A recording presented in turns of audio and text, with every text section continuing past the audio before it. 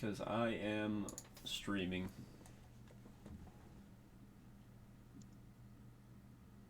I gotta see what the thing looks like because I have no idea what I'm gonna look like on stream. It's actually interesting.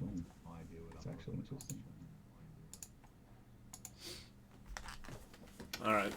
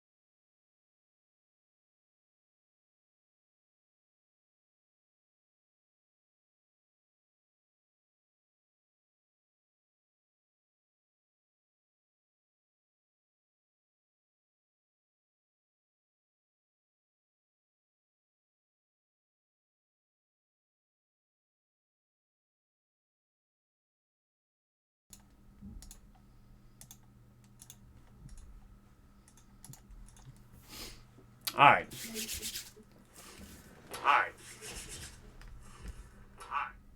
Welcome in, one and all. It's gonna be the first episode of Arsenio and myself podcast. We're low key naming it the Slackin Off podcast for now, and That's what it is. We'll go with it. We'll go with it. Yeah. All right. So Yeah. for you guys who are new, I'm Logan Colburn. This is Arsenio Wright. Hey. We been friends for a few years now. Met in the Army. He was kind of a mentor to me. Stayed friends after. We're both out now. Both doing our own thing. Love to talk about sports and just kind of shoot the shit. So that's what we're gonna do. Figure why not? You know. That is what we're gonna do. So, topic numero uno today. We're going all the way back, right, to February Super Bowl. First off, right, let's start before that. What were your thoughts on the playoffs this year in the NFL as a whole? Oh my God. So compared to last year and like the amount of hype that went into each and every game last year, this year was not. Was I guess it had a high, high thing to compare it to, but this year was not that great to me. I don't know. Why do you Left think that alone. is though? Officiating. Dress. I was gonna Yeah. say I think this year the playoffs have like a glaring overhaul of they need to they need to train and mentor the officials a lot better in the NFL, because some of those games decided on calls that, like, even though it was probably the right call, right, like Yeah. you Yeah. can't make that, which we'll get to one here in a little bit, obviously, right? But like there's also, the people who complain about the NFL, they say it's scripted or whatever. This year, I think, Oh yeah. gave those people a lot of fuel, man, Yeah. a Too lot, much. because it Way did too look much. it looked pretty interesting to me. Yeah. That yeah, I don't know. It didn't seem to make a whole lot of sense to me the way things worked out. No, Like not at all. the Chiefs game seemed like the AFC title game seemed like it was officiated one-sided so poorly. And then the NFC title game against my 49ers, like, it looked like they were going to call a fair game until we lost our quarterback. And then it looked like, which it probably wouldn't have mattered. I don't think we'd have won without him anyway. But after that, it was pretty obvious the officiating was one-sided. Like, it did look like somebody from the NFL called down to the head honcho on the refs over there and was like, hey, we don't want them in the Super Bowl with no quarterback, because it's going to be a non-competitive game, right? The people who are going to bet on it are obviously going to lose a ton of money in Vegas, because you know who's going to win before the game ever plays. Yeah. Like, it would have been It's bad. just- Which I'm not disagreeing, right? That it would have been horrible for football if the 49ers made the Super Bowl with no quarterback. Right. It would have Yeah. been miserable for football. I wouldn't have watched the game personally, and I'm a fan. So on the Super Bowl, we'll start at the beginning, right? I just want to say, like, the national anthem this year, right? I think they should just bring Chris Stapleton back every single year. Mm. Forever, because that to me was bar none the best rendition at any pro sports game I've ever seen. I don't think it was close. What do you think?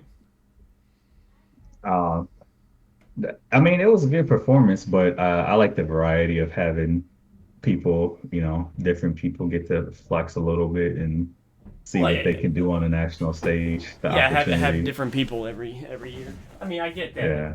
but I'm just saying they should bring back people like that. Like the way he did it, I think, was probably something that will never be replicated again, I would guess. Like, it didn't seem like he was trying too hard or putting in a whole lot of effort. It just kind of was smooth and you know, like every year, I think we had this conversation whenever the game was over. I talked to you about it. I was like, every single year, whoever is singing this thing just oversins the crap out of it, and it sounds awful, in my opinion, or it just sounds awkward, I guess.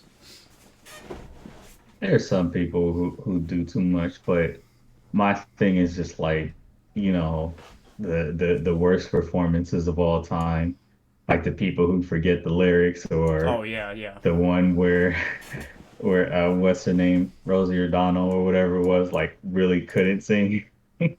So, I don't know. I'd rather have somebody over sing than have one of those mishaps. So That's if you that's get true. through it without a hitch, we're on the right track at least. I guess that's setting the bar really low, but That's pretty low. That's pretty I've just low. seen I've seen some disasters, man. I'm just like, you can't. That's like the one thing you just can't mess up, man. Like there's so many other things that you can get wrong at the beginning of the game, but like you just can't get the national anthem wrong. You got to get that right Right. What do without you? a doubt. And What were your thoughts on the halftime show? Are you glad they picked Rihanna? Are you happy that there was like no other, like that she just did it solo? so I like to be a contrarian about it because people were mad that she was over sexualizing her performance or whatever. I was just like, whatever, man. It, but I actually thought that she did all right for doing it by herself. But like, I watched the halftime performances like for the collabs, man, to see the people come out and random things. But I will say I didn't actually think about the fact that the weekend was out there by himself. So I don't know. Do with that information what you will. I was saying the year before he was out there by himself too. I was Yeah, he wondering was if out there. maybe like it was which the year before, right? I think it was a COVID thing. Like why he Yeah, was the only one out there. So I don't that's know. true. I don't know if maybe she just I don't know. Not sure. Because she's worked Yeah, I with don't. some crazy people. Like they could have definitely had some big name people out there. I was thinking too. I think that maybe some behind the scenes stuff has been going on with a few celebrities, and just in order to stay out of all of that, she's just Uh, like, just do it by whatever, I'll herself. do. Yeah, Yeah, that makes sense. because there's, obviously Kanye. There was a thing because of what supposedly happened between her and Jay-Z, so like her and Beyonce don't get along. So I mean, like, he's I don't just know. he's Kanye West is crazy. That's we can He have an needs hour help long discussion on just him. on just him alone, Guys, and that's why he gets the clicks yeah, because crazy man. that man is insane. So what do we think about the actual game? I personally like. Yeah, that. Oh my I goodness. I Yeah, what do didn't you think think? the game was very good this year. I was a little bit. I mean, it was cool to see Patrick Mahomes get hurt again and then like come back out and play through it. Um, I think the opposite, man. I think the game was. I think the game was fantastic up until the end, but I'll I'm tell sure you we'll get to that. why I think the game sucked for me.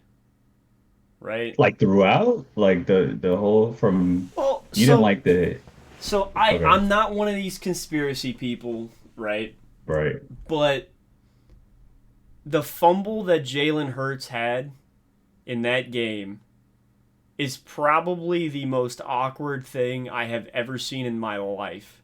So if that was not something that somebody told him to do, it would blow my mind. I Right. mean, he wasn't handing off the ball.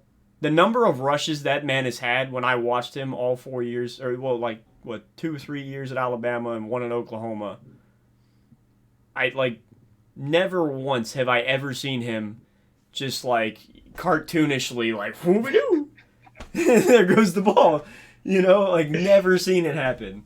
So for him to be in the Super Bowl, and if it was on like the first 10 plays, right, I could maybe just be like, nerves got the better of him. He's still Mm, young. But like, you're already in the lead. You're already cruising. And then out yeah. of nowhere, he's just like, whoop, you know, like dude from the longest yard. Like, yeah, you do. I shouldn't have had that popcorn. Like, come on, man. I don't. It was I really awkward to me. I honestly don't understand. I didn't like you said, there was no indication to say why. Now, if he had came out and he was like, you know, 1 for 10 on his first few passes and Mm-hmm. things were looking a little weird, then I'm like, okay, this is odd for him. This is a new situation. But he was gunning up until that point. Yeah. So there was really no reason for him to fumble or have that weird play. So I honestly don't understand. I can't attribute it to anything but butter on the fingers.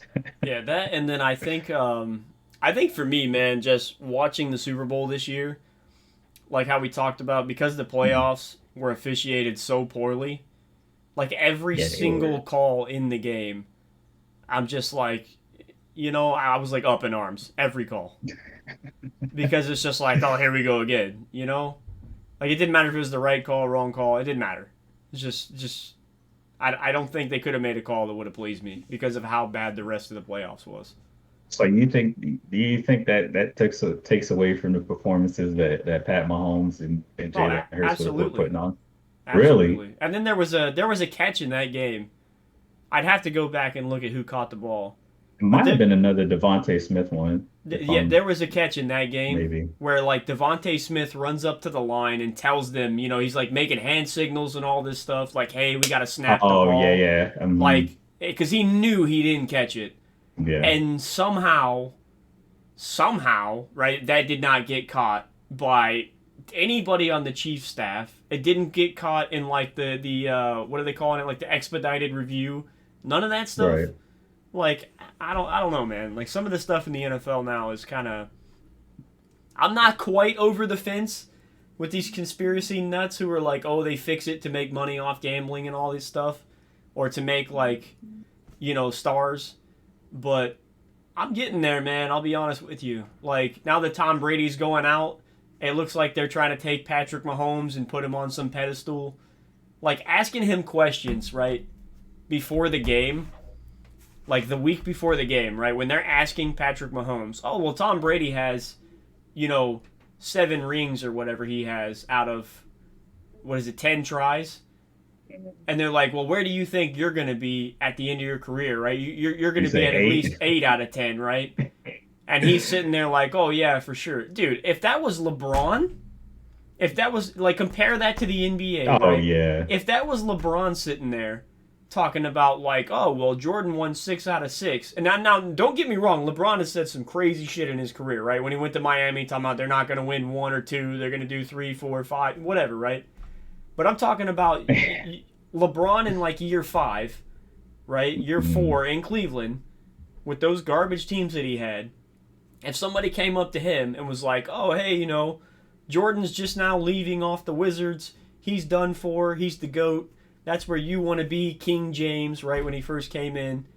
Like, where do you see yourself 6 out of 6, right, in the future when you start making finals? And he was like, oh, well, I'm going to be like 10 out of 12, right? Like, the hell with Jordan. I'm going after some of these Celtics dudes. I'm trying to win 14. Bro, they would have ate him alive. no, I think the first period in Cleveland, the '03 to 2010 LeBron is like goated. Like from that period, like everyone, not everyone, because everyone, there are Yeah, people yeah. who are gonna be contrarian or whatever. But from that period on, I think that's when he had the best grace in the league. Once he went to Miami, that begun the villain LeBron saga, and Yeah, and he blew anything his that head he up. did, yeah, anything that he did after that was just like, and he rolled with it. I think when he leaned into it, that's what sort of turned people off of him. If he wouldn't have leaned, I don't know that people would have been, more receptive to him. But when he leaned into it, the whole making fun of Dirk when he was sick and telling people that they're not him after they lost, it was just like, ugh, and so many people outside of Heat fans were just like, this guy's an asshole, and we don't want anything to do with him. And that period alone, even him going back to Cleveland was not enough to get people off the hate train. So I, now, I don't man, think it ever will be. I don't think there's no. anything he could do to please the half of the fans that don't like him. No, I they don't think there ever will be. like at this point, it's far gone, man. Like he could go to the next six finals and not lose a single one, and there's gonna be all kinds of oh. Well, the way he tied his shoe now, he gets an advantage because they Oh, didn't tie their shoes like that. we'll get to the rest of this one. We'll get to the rest of this conversation. Don't worry. Don't worry. It's on the agenda. All right. I'm sure we'll get into it. All right. So back to the Super Bowl, right? The final piece. Oh yeah, Our favorite portion of this year's game, the holding call to end the game. the Like, non-holding call. I'll be honest. So they asked the guy, right, which the people who say it's scripted are going to tell you, like, oh, of course he said that he did it, right? They asked the guy, did you grab him? He said, Which yeah. is weird. I had a handful of his jersey, right? It was the correct call. All right, now here's my thing, right? I don't care. I do not care if he grabbed that man's jersey completely, unless he had a hold of the guy or tackled him down when the ball was going to actually come to him. You cannot make that call. When the ball goes 10 feet over his head and 10 yards down the field, right, and he's got a hold of the back of his jersey with two fingers, you cannot make that call in that situation in the game. Like, you just can't. Because they gave him the end of the game. Do you think he genuinely believes that he held him? Yes. You think so? Yeah. I feel like that was. If you watch some of the new angles that they have out, I mean, he has a handful of jersey. Like, okay. Don't get me wrong, right? By the rules, it was 1,000% the correct call. But as a referee, what I'm telling you, all right, let's compare this to the NBA, all right? All right. Mm-hmm. Today, I watched the Suns and the Mavericks, right? Which, by the way, That's a great game. bro, the Suns brought KD to Phoenix to do exactly what he did at the end of that game. Oh, They set him up my one-on-one. He went like 6 feet to the left and then shot it over two people and drained it, and then they had the lead the last 10 seconds or whatever to win the game. We're gonna end up talking about basketball. Yeah, I'm like, bro, that's why they brought him here. Anyway, right? Anyway, back to the After that, Luka comes down the floor, bumps into a guy, right, on like some running three-point shot. Now, in the first quarter of the game, if Luka went to shoot a layup running from the three-point line and some guy bumped him, right, would they call a foul and give him 3 free throws? Mm-hmm. Absolutely. Right? Yeah. Are they going to do that with 3 seconds left, knowing if it somehow manages to go in and he hits a free throw, the game is tied? No. They're not going to do it. They will not do it. Unless he got speared in midair, Roman Reigns or Goldberg style, right? Or the dude like picked him up and fucking Samoan slams him or something. Like, he's not getting a foul call, right? Or they grab his arm, right? It has to be like egregious. I mean, there's no way they would throw that foul. Like, they just won't, right? You know what the difference is, though, between the NBA and the NFL? What's that? Full-time referees. Yeah. I'm serious, right? When the NBA ref knows, if I mess this call up to the point where it costs, like, maybe not a regular season game, right? But if you're talking about, because we're comparing this to the Super Bowl now, right? Yeah. If you're the telling Super Bowl, me, not just the playoffs, right, the Super Bowl, bro, if an NBA referee were to call a foul, like let's say right now today, right, that the Western playoffs, like the Western Championship, right, was the Suns and the Mavericks today, Game 7, right? Because that's what you'd have to compare it to for the Super Bowl, right? Let's say those two teams that played today are in that same situation. I didn't even say conference finals. Right, but I'm just saying, right? Like, let's just say conference finals, right? Western Conference finals. And Luka goes up for that three-pointer. The guy barely bumps him, and that dude calls a foul. They wind up tied, and then the Mavs win in overtime. You think that NBA ref still has a job next year? Oh, man. I don't. I think they would fire him. And the difference is, right, those NBA refs have to know the situation of the game. Not only just the rules, they have to know the moment, the situation, how it's going to reflect on the league, how the fans are going to look at it, how they'll think about it, because it's their job. That is literally their job, right? The dude who's calling the Super Bowl runs a farm 6 months out of the year, right? This family farm, probably owns a Denny's, maybe a Zaxby's or something, right? And he hangs out at the house the other 6 months. runs his businesses, right? Like, I'm being serious. That's, you know what I mean? Like, that's what they do.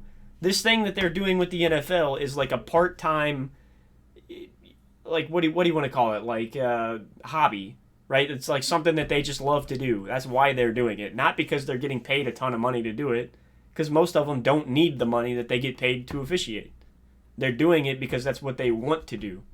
So, to me, right, like, I think if the NFL got full-time referees where their only job in the offseason was to go to training to improve the rules and improve the way the games are called, you would see a lot better officiating, without a doubt. And also, they need to implement the people have been talking about this for years. They need to implement a quick review, something that you can they call down from upstairs. Hey, this was that. Hey, this wasn't that. Hey, pick up the flag. Hey, maybe you should have thrown a flag there. Like the quick review, like So it takes.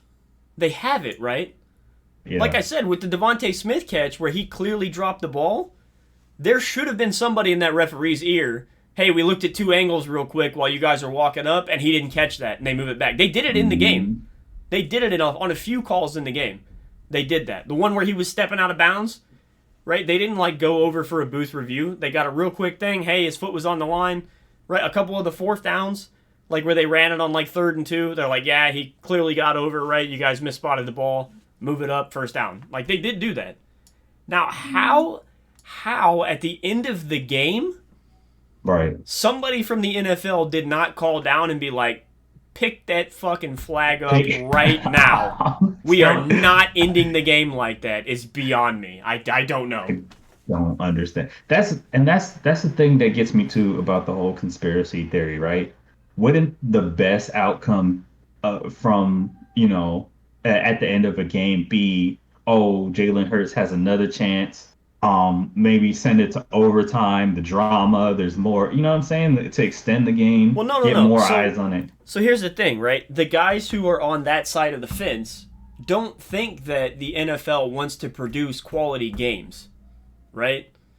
What they want to produce is somebody who puts them in the limelight, which Right. is Patrick Mahomes, right? All the State Farm That's- commercials and all that sort of thing. And then, I still think you could get that with no, for sure. with For sure, but like with scripting, right? The more things you add into it, the more things you run the risk of going wrong, right? Sure. Like, let's say which, by the way, people watching the podcast or listening to it after, I am not saying the NFL is scripted. Neither one of us have that opinion at all, right? We're just trying to devil's advocate, see both sides of the fence, right? To me, the more things, if they do script the games, right, that you put into them, like, oh, hey, it's going to be 35-35. He's going to miss this field goal. Yeah. We're going to go into overtime. The Chiefs are going to win by a field goal in overtime, right? Okay, now let's say you run a play in overtime. First play in overtime. Eagles have the ball, right? Yeah. Let's say they take the ball. And they hand the ball off where Jalen Hurts goes to run, and the cornerback and safety both fall down, and he has 40 yards of green grass in front of him. And then, for whatever reason, he fucking and he drops the ball again. Drops it again. Right? Dude, people are going to be like, all right, man. Like, there's no fucking way. Right? There's no way that he had all green grass, an easy touchdown to win the game, and 20 yards down the field, he turned around to look, and he just like, oh no, the football again. Like, there's no way, bro, that people would believe that. I mean, could it happen? Sure. The odds of that happening in a moment like that to a professional athlete twice in one game, 0. Like, it's not going to happen. But do you think, looking at the other side of the conspiracy theory thing, like, do you think all the people with a vested interest would, do you think that it's more important to them to, go with the narrative as opposed to, bolstering up their legacy, or why would I think the other team go along? I think the with people the who think conspiracy? scripting in the NFL is real are honestly, I think they're just dumb. It's very blatant or whatever, vague, right? Whatever you want to call it, but I think they're dumb because so if you're Jalen Hurts in the Eagles, right, what you're saying, Right. Why would you lose the Super Bowl? What amount of money are they going to pay you? That's what I'm saying. No, that's dumb, right? And also, if the NFL was going to fix the games, they're not going to fix the games based on making somebody popular, which is what the current, like, why everybody thinks they're doing it, right? To make Patrick Mm, Mahomes a big dude. They're not going to fix the games to make the NFL popular, right? They're going to fix the games to make Vegas a shit ton of money, and then they're mm, all going to go gamble on them. If it's about money, right? They like that's how they would script the games. They're going to script the games where at the beginning of the year they can go place a giant bet on the Chiefs, right? The Chiefs look like a dominant team, and then they win, and it makes sense, and nobody asks any questions, right? And then they all made a ton of money. Is that happening? No, no. and and another thing too, man. I mean, I guess this also plays into what you said about things being obvious, right? I think like this Super Bowl, and this is not just me saying this as a fan, but I think the obvious pick to bring in eyes would be to send the Cowboys to the Super Bowl. You know how Right, may hate watchers and right. fans would just be like, and then imagine Mahomes takes down quote unquote America's team, and there would be so many things that Well, would so make it. the other thing too, right, is like you're not gonna if they were scripting the games based on getting people to watch, just Mhm, strictly let's talk about just strictly numbers, ratings, value off of the teams, right? If they were mhm. basing that, if they were gonna script the games to base it off of those things, like the numbers, right? You're not gonna have Kansas City versus Philadelphia, Yeah, right? You're gonna facts. have the LA Chargers, the LA Rams Mm, versus the Giants or the Jets every year. If they mhm. cared about ratings, do you think the Jets would have been the fucking toilet bowl of the league for the last 40 years? No. Like, No, of course not. The Browns, that makes sense, right? Cleveland, who cares, right? right. Probably just hurt some people's feelings. I don't care. But but like Yeah. you're not going to have teams in New York. You're not going to have teams in LA, Dallas, Chicago, right? Chicago in the last 30 years has had what, 3 good teams? Like Mhm. that doesn't make any Even sense. the Dolphins, man. I would even contest to say if you put the Dolphins in Right, there, right. like Miami. Miami, they have such a fan Who's base that goes with, once the consistently teams, yeah. who's the most dominant team in the NFC the last 20 years? 20, 30 years even. I'm not The talking most, about like who's won the most Super Bowls. I'm talking about who's been the most consistently availably dominant team, right? Who's been the most consistent over the last 30 years? are you gonna go 49ers with this one? No. No, no. They were the most dominant in certain years and they had runs, right? But over the last 30 years, like you can pencil them into the playoffs every year, right? They may not be a 1 seed, they may be a 6 seed, right? But they're going to be in the playoffs every single year. They're going to probably win their division every single year. Who am I talking about? I don't know. You got me here. The Packers, Oh, the Packers. That's right. right? Damn, how did I forget about the Right. So Packers? if And you're that's going to a have yeah, that team, that's a fan-owned team. why would you script that team to be one of the most Mhm. consistent teams in the league in Green Bay, Wisconsin? Like it doesn't make any sense, right? It makes Also, zero sense. wouldn't you throw in another, Super Bowl, even not even a win, just another couple of appearances for Aaron Rodgers and the Packers, Hmm. the Lambeau Field, the whole aura about them, the That's historic team. that's my thing, man. If you're gonna have it scripted, Aaron Rodgers would have been in Super Bowl the last 4 years. Because if you're talking Hmm. about like you want the NFL in the limelight, you want them in the media. Then nobody has been in the and maybe for like stupid reasons. If you had everyone has their opinion on them, but nobody's been in the news more than Aaron Rodgers has. Yeah. Like for ayahuasca and visions and being a weirdo. What's his new thing? He was laying in the dark for 4 days or some crap. Guy's just strange, man. Apparently it helps him though. It didn't help him this year. Man was terrible. Yeah, I don't know, but Which we'll, yeah, we'll get to him too. obviously that's and I don't know, man. They again, having too many things be obvious, but yeah, man, a couple more Super Bowls would have featured Aaron Rodgers, and I don't understand how you have Kansas City and Philadelphia in the Super Bowl and go, yeah, this is the prime ticket that everyone wants to see. Yeah. Most people wouldn't want to see Kansas City back in the Super Bowl. Well, I've no. seen people ride. the Philadelphia bandwagon because of how much they haven't had Super Bowl success. So, people want to see them, do something better. But Patrick Mahomes being the poster boy for the NFL has sort of garnered him some of the negative attention that comes with that, I think. Yeah, but who was okay? So who was the poster boy for the last 20 years? Tom Brady. Right. Okay, let me tell you why the NFL is not scripted. What's the best record he's ever had? 19-0. Right. Do you think if the NFL was scripted, he would have lost that Super Bowl? Man, there's no way in hell. There's no way. Yeah. There's zero chance on the run he was on and being the face of the league, if the NFL was scripted, they would have made him lose that game. There's And then no you get way. Moss his Super Bowl too, and then you just ride out into the And sunset. then you got like all the Dolphins players who went undefeated, right? They're all dying off. So you can't show that thing every year where they go have their champagne. You need a new group of dudes to do that. Right. Right? It would have made 10,000%. If it was scripted, Yeah. it would have made all the sense in the world for the Patriots to win that Super Bowl.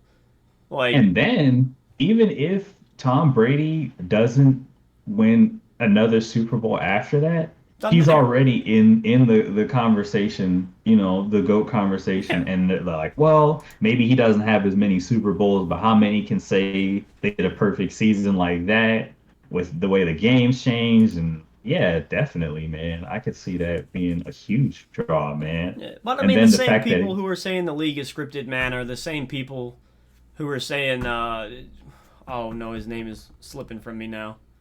The Bills guy, DeMar Hamlin. That's the same people are saying like that wasn't really him that came to the games and stuff. God, It's like, dude, do you understand how many people in his family right. would have had to been like, oh yeah, if you give us a $4 million, right, we'll just be like, oh yeah, that's DeMar for the rest of our lives. No, Right. no, man. And by now, months after, somebody would have been like, that wasn't really him. Like, And that's another thing too about these conspiracy theories. The amount of people who have to keep their mouth shut about yeah, things, yeah, like yeah. like somebody freaking they go out to the club, and that can't even stay under wraps. Like this multi-billion dollar organization with 52 players on every team, and everybody has no way, man. If you had a poll that's like, hey man, is air good for everybody? Breathing good? That poll wouldn't even be 100%. There would be 100% of people who say that breathing is Some good people for would be like, everybody. oh, the air's kind of toxic where I live. You know what I mean? So like, No, I'm with you. It's hard for me to be like, everybody's in, like, really that many people Yeah. are going along with this is just And like, then like if you're like, let's say if it was scripted, so the people who say it's scripted, right? You're talking about everything being scripted. So you're telling me they went to Deshaun Watson and was like, hey, here's the script for your career, right? A few years in, you're going to be dominating, and then we're going to accuse you of raping like 50 women. Just hear me out. Just hear me out. Yeah, Right hold after on. that, right after that's over, you just take a year off, right? Go to Cancun, relax. I don't know, whatever the hell you people do. Like, I'm sure that's, you know what I'm saying? Like, And then after that, we're gonna guess give you where the get to biggest go? guaranteed max contract ever. But, and here's the great part: you're going to Cleveland. You're going to Cleveland, the Browns, huh? Right? And, Come on, man, get out of here. All right, let's move on. Let's move on to the next thing, right? Well, I just want to say Okay, go ahead, one go ahead. thing about the game itself, right? For me, I thoroughly enjoyed. Well, there were those pieces, but no, I will say, I thoroughly enjoyed the game up until the end, man. Yeah, It's man, like we watched the watching game it. together. Yeah, Yeah, the And- whole game was amazing, and then they made that call, and what did I do? yeah. You're like, I want to go to sleep now. Yep, I hung up the Discord, I turned off the game, I was like, all right, I'm done, I'm out. See you later. Like, That's like, it for I me. can't believe I I'm sat calling here it. for like 2 or 3 hours for that. Like, come on, Yeah. man.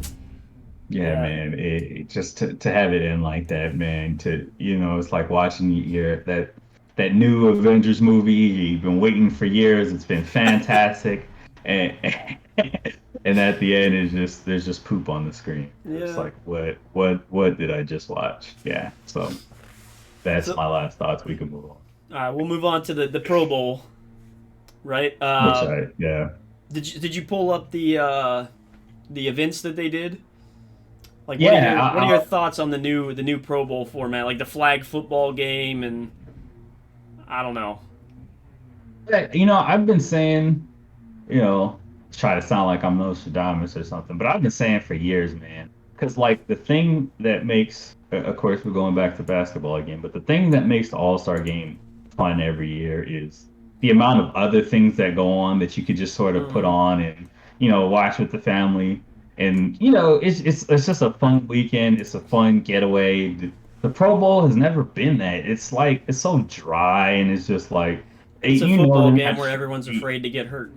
yeah, man, because the thing that makes football fun, even though they try to keep players safe, is, people running into each other and, Hmm. trying to reach for that last little bit and give it their all and be in the trenches. That's what makes the game interesting. But to have people run around and just, toss the ball around every so often, like it's just not interesting. Right. But I like having all the different events and, seeing this guy do this and play golf because they don't play that. I think that's fun, man. I think it's good. What do you think? What do you think about Pro Bowl weekend and the different events? So I will say I watched most of it.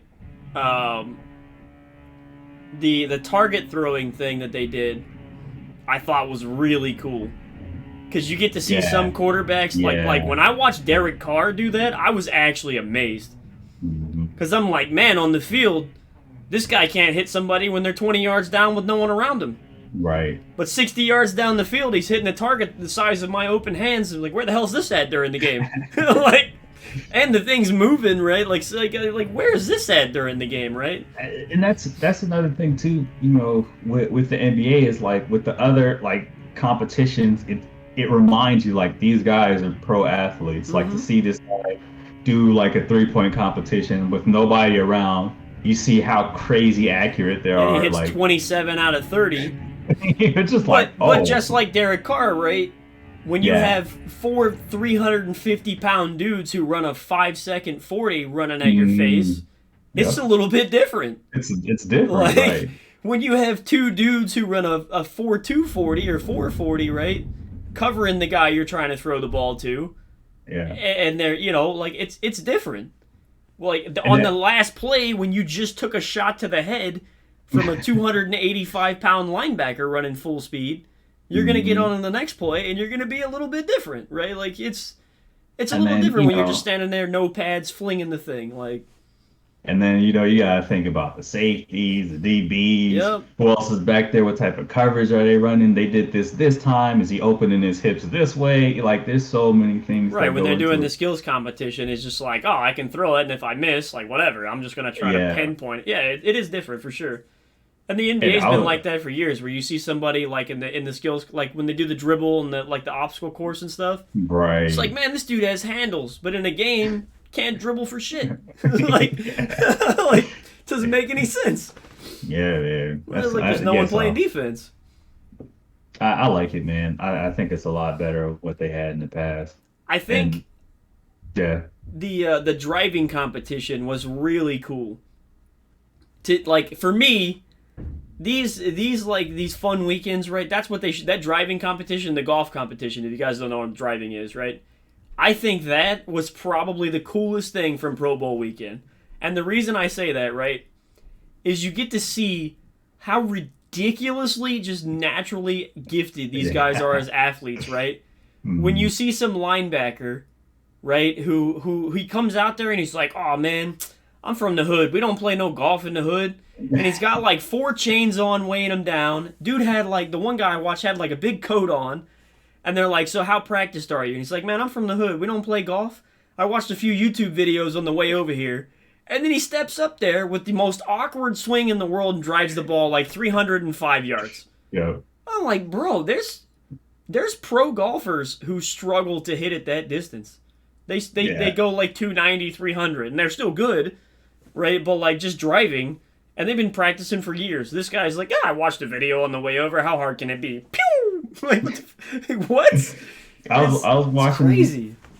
I was watching this YouTube video, and they were talking about how rigged carnival games are or whatever, and then they Hmm. took a Major League Baseball player, to the thing, and naturally he's just winning the games. Yeah, it's They one had the all. one where they throw the ball at the bottle. Of course, he knocks that out of the park, right? And then they had the basketball one where it's like rigged. The goal is higher, the rim is smaller, and then of course he's knocking down shots because Yeah. naturally he's like, I don't really play basketball. And then, of course, he's just hitting J's. Like, all right, man, these athletes, they're just different, man. That's why Yeah. they are who they are, man. It's just like, Yeah. yeah, that's what makes the competition cool to see them do other I things, saw the bottle one on TikTok. It's like, yeah, it's set up to where you have to hit a certain spot, right? Yeah. But it's set Hmm. up to hit a certain spot when you throw like I do at 55, 60 miles an hour. When you throw the ball 98 miles an hour, you Yeah. can hit anywhere you want. They're going to fall over. Yeah, those balls are going Like, down. I mean, those yeah, bottles are like, going down. yeah, they're going to Absolutely. drop. Right?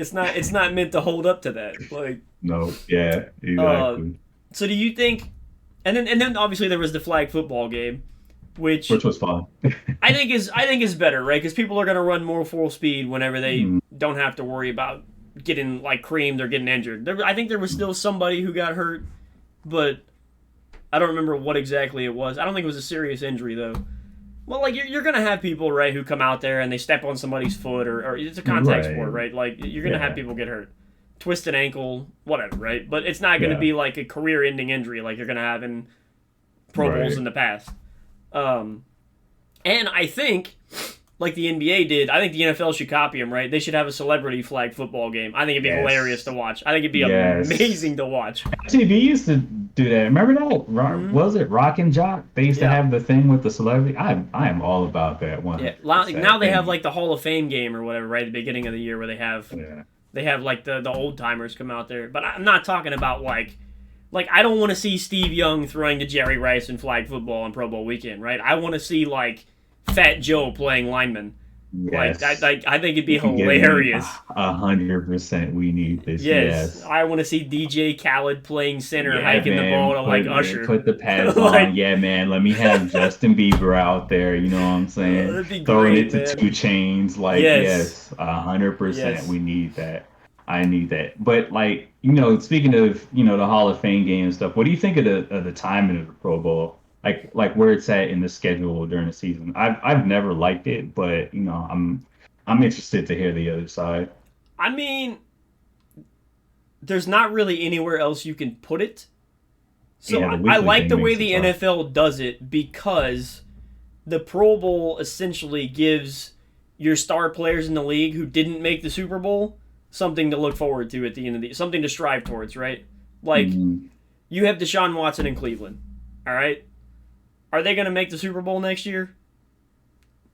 Yeah. I can answer that for you. There's absolutely no chance, right? Let's say you got Justin Fields in Chicago, right? Right.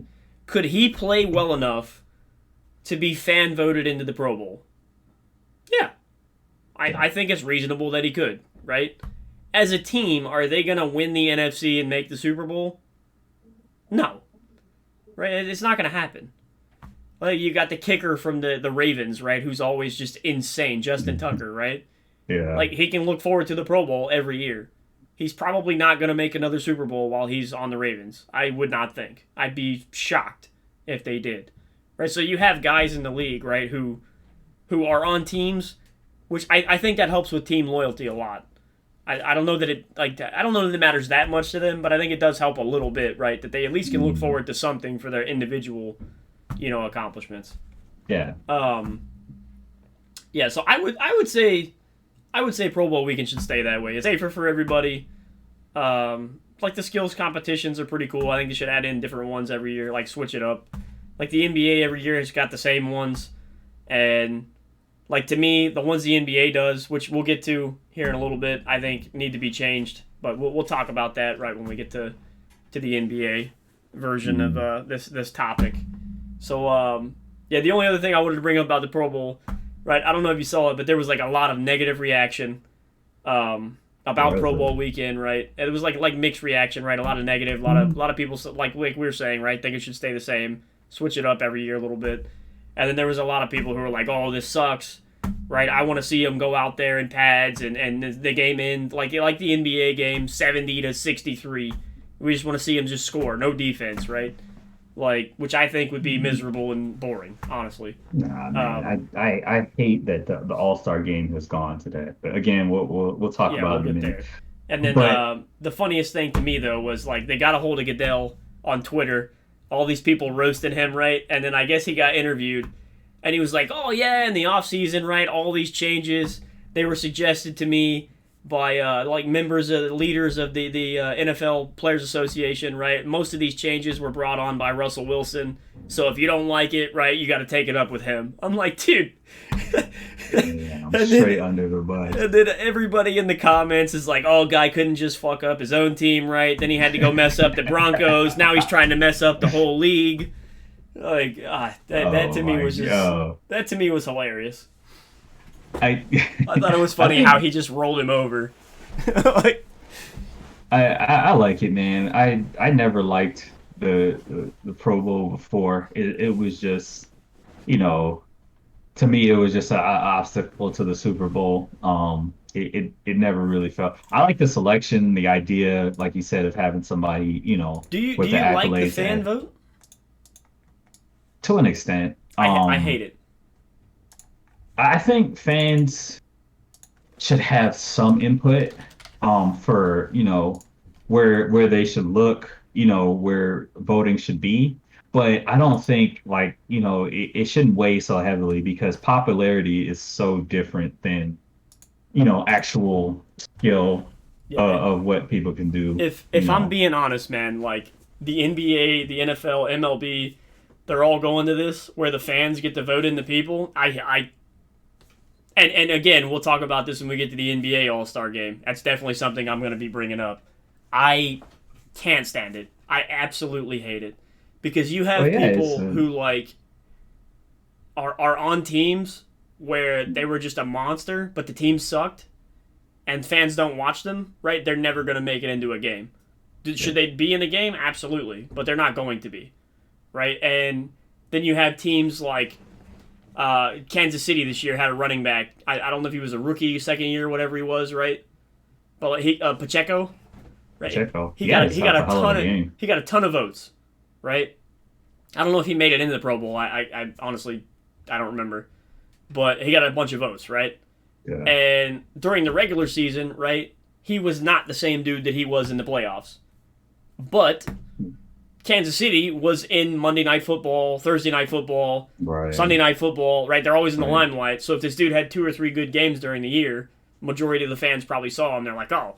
And then he goes online, right? Like Juju Smith-Schuster's another one, right? He has a couple good games in a year. Everybody loves him on TikTok or whatever. Like, it's a popularity contest, right? They're going to vote for him. Mhm. They're going to, which I think is really stupid, right? It doesn't make sense to me. It should be the best players get in at their position. That should Yeah, be the point of an All absolutely. Star weekend, right, or a Pro Bowl weekend. It should be you're putting the best people out there to show that they deserve to, be there. But but again, I think of I mean, from the NFL's perspective, right? It's absolutely a fan engagement thing Right, right. because, if you have people voting and their opinion matters and they get to see who they want, where they want them, then, you get more ratings and more sales and that effect. That's why I think Well, it should have some, some weight, but I don't think it should have all the weight. I think the starters, right, the starters at Mm, every position, you put in whoever. You make a panel of NFL people, whoever wants to that they want that to be, right? You vote in the starters mm. based on who did the best that year, and then their backups. If there's two backups per position or whatever, right? You leave that to the fan vote. I I think like the that NBA should actually. be the exact same way. I actually like that. I like that idea because then the fans still have agency, Hmm. and then also it's not just the popularity contest. And then when it's somebody coming off the bench, it could be the meme pick. It could be the guy, whoever, that just dropped 50 for some random regular season game, but he Hmm. only averages like 15 points. Yep. Yeah, man. Like what I think if that's a decent, the you best know. center in the league, right? Like no kidding, what if the best center in the league played in Las Vegas this year? Mhm. What if you look statistically, right, and be like, wow, this center gave up one sack, right? But Mahomes only got sacked 15 times, say, right? Right. Or let's go to Philadelphia, right? Because everybody loves the Kelsey guy who plays center there. Mhm. Let's say Hurts got sacked 15 times this year, right? And Yeah. 11 of them were whoever Kelsey was supposed to be blocking, right? But Right. Hurts only got sacked 15 times. Should Kelsey make it into the Pro Bowl? No. Right. Right? He gave up like 80% of his team's sacks. Right. But is he going Yeah. to get voted in? Yes. Because people are going to be like, Absolutely. oh, well, he only got sacked 15 Hmm. times. That's one of the lower numbers in the league. They must have a good line, and this guy's popular. We like him, so he's getting voted in. That doesn't Yep. make any sense to me. Most fans, one, they don't know what they want, and two, they're not going to do the research that it would take to actually No. go based on, you know what I mean? Like production. No. Um, And for somebody who casually, watches the games every Sunday, they're not thinking about, who's this, who's the left tackle for this team. They're not worried about all of that. They're trying to see tugs get put on the board. So, right. who's who's throwing dimes, who's catching dimes, running backs even, who's running the ball up and down the field. They're not looking at those other positions. So absolutely, the fan vote, especially for those positions that are not as popularized, it is definitely a detriment in some areas. I see what you're saying. Yeah, Mm-hmm. absolutely. All right, so let's go to off season now.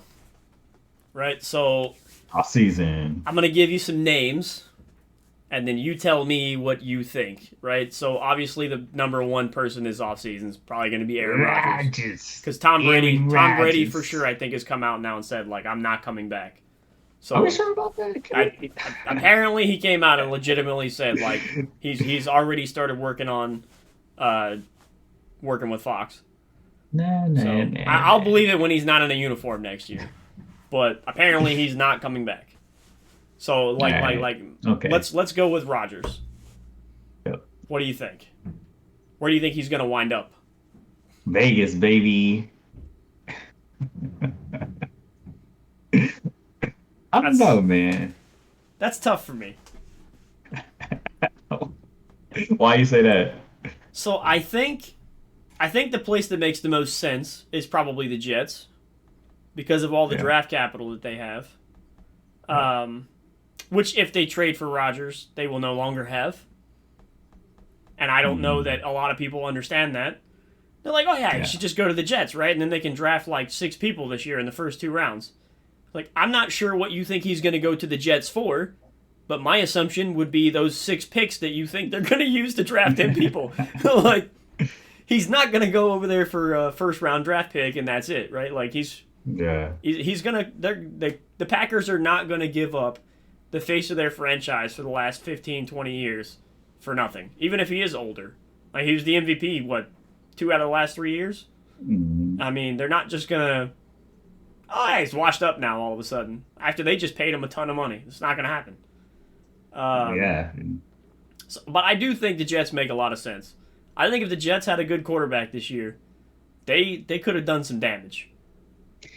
I mean, even so, even with their quarterback Yeah, woes, they were didn't still they good. finish above Yeah, 500? yeah, Yeah. they would have done some damage this year if they had a quarterback for sure.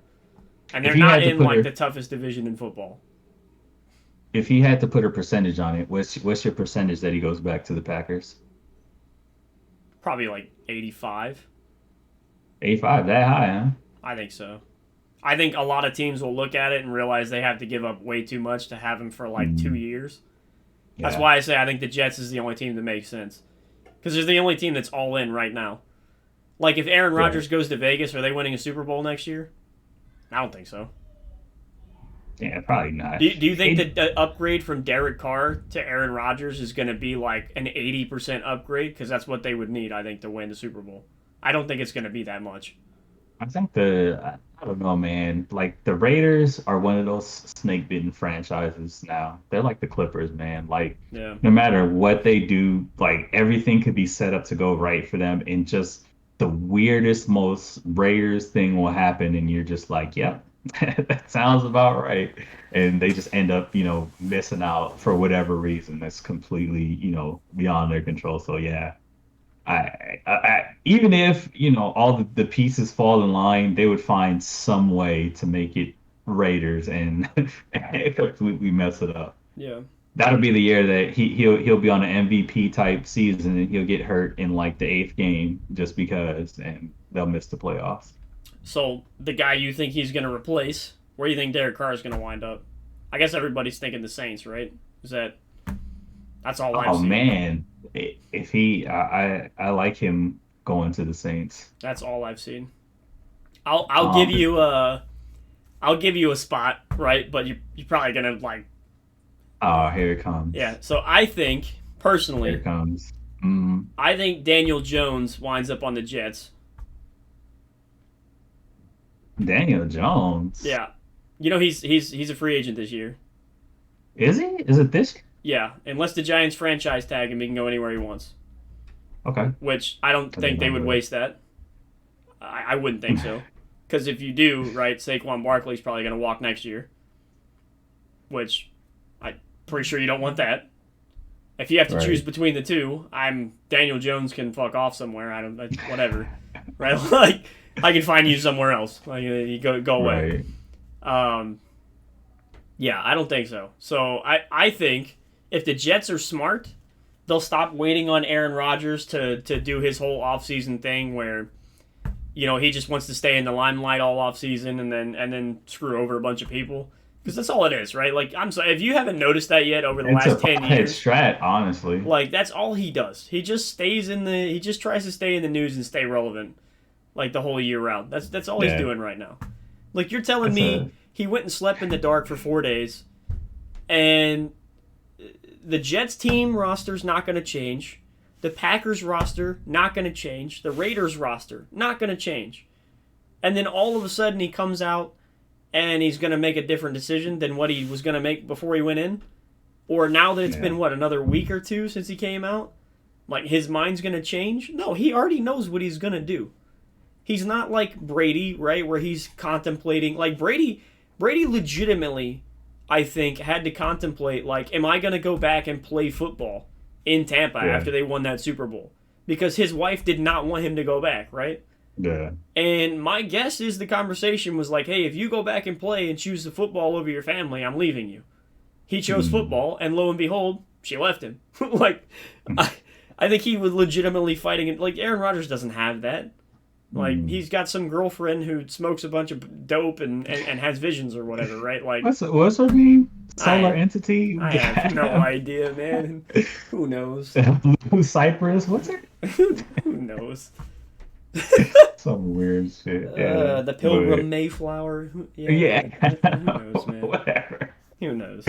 But I think if the Jets were smart, they will take Daniel Jones because I think he'll be the best quarterback outside of Garoppolo that they can get. Because I don't think they're going to get Rodgers.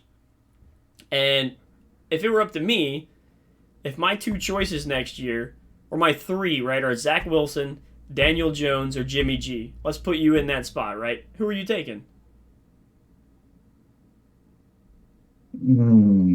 Hey, I feel like with Zach Wilson, it's like no. Hey, what happened to their other guy that they had that got hurt? Mike White. Is he Mike White? Yeah, you're not. He's not your franchise quarterback, right? Did we just give up on him? That flash in the pan 3 games was it? Yeah, he's not a franchise quarterback, right? Zach Wilson is clearly not your franchise quarterback. I'm not going with Zach Wilson. Now, out of those 4, Jimmy Garoppolo is the best player game by game, right? But are you going to get him for a full season? Nobody else has, so why would you assume you're going to? Yeah. Right? No. So, for me, if Daniel Jones is there and he's the best available, why wouldn't you take him? Yeah. Also, you're spiting the team across town, so that's a double whammy. Right? I think that's what I would do. You're literally spiting the other team that shares the stadium with you. Like, I don't see why you wouldn't. The same thing that the Clippers just did with Westbrook, right?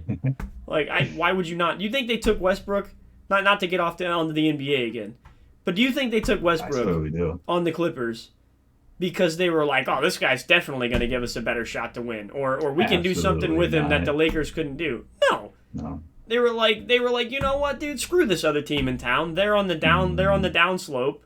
We're going up. Let's, like, if we take him and he's even halfway decent, they're gonna be like, oh, our organization is ran way better.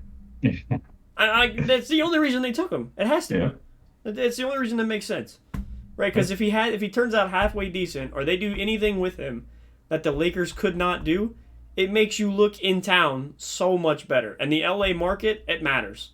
It matters a lot. This is the biggest market in sports. Like, it matters a lot. That's why they got to do something if they want the market. And then, so the next person, right, would be Jimmy Garoppolo. And for me, my assumption is he's going to wind up in Tampa Bay. That's my guess. I don't know anywhere else that makes sense for him. Like, I guess maybe he could wind up in Las Vegas, because they're probably going to have to draft somebody.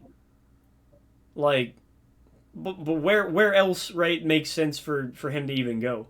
Tampa Bay is the only thing that makes sense to me. I mean, you could look in the same division. You don't think he could work on the Saints? Well, I'm assuming the Saints are going to have Derek Carr. Oh, okay. Like, that's I'm assuming based on all the other people going where they're probably going to go, right? Right. Like, and this is the crazy one, right? You know who I think the Giants should look at? And he's probably going to go to the Falcons. But I think if you're the Giants, man, I'd be looking to see what I could do about getting Lamar Jackson to show up there. I think Lamar Jackson and Saquon Barkley would be insane. Like, you would be able to basically mimic what the Eagles are doing. I was just going to say, that was going to be my next comment. Yeah. I was going to say Eagles 2.0. Yeah, you have a good defense. Your run game would be insane. And I think if Lamar was in a better offense where he would be able to throw the ball rather than that crap that they run in Baltimore, the man can throw. Like, he was dropping dimes in Louisville against solid defense, like solid players that are in the league right now. Baltimore's offense, they run the ball 3 times, they don't get a first down, and they're like, all right, I guess we got to punt it. Like, can't throw the ball. There's not 2 types of plays in the NFL. Right. And then, so we'll close the offseason, right, with your team, because I know we can't talk about football without talking about the Cowboys. So you know, are you ready to? Are you looking forward to next January when you guys inevitably exit in the first round again, if you make it in? It's been the same song and dance, man. We're gonna change this. We're gonna change that. But honestly, man, unless you get, which is never going to happen, not until this man, kicks the bucket. And I hate to say that, but unless you get Jerry Jones's hand out of the pot, nothing is going to change with that organization. He's still going to have the final say with what happens on the field, which should not be the case. So I would argue, though, right, there has been years, okay, like this year, right? This year. Who'd the Cowboys lose to in the playoffs? Your team. Should they have lost that Niners. game? No. Like they were in control for most of that game. Most of that game. Like, I don't know that you can put that on Jerry Jones.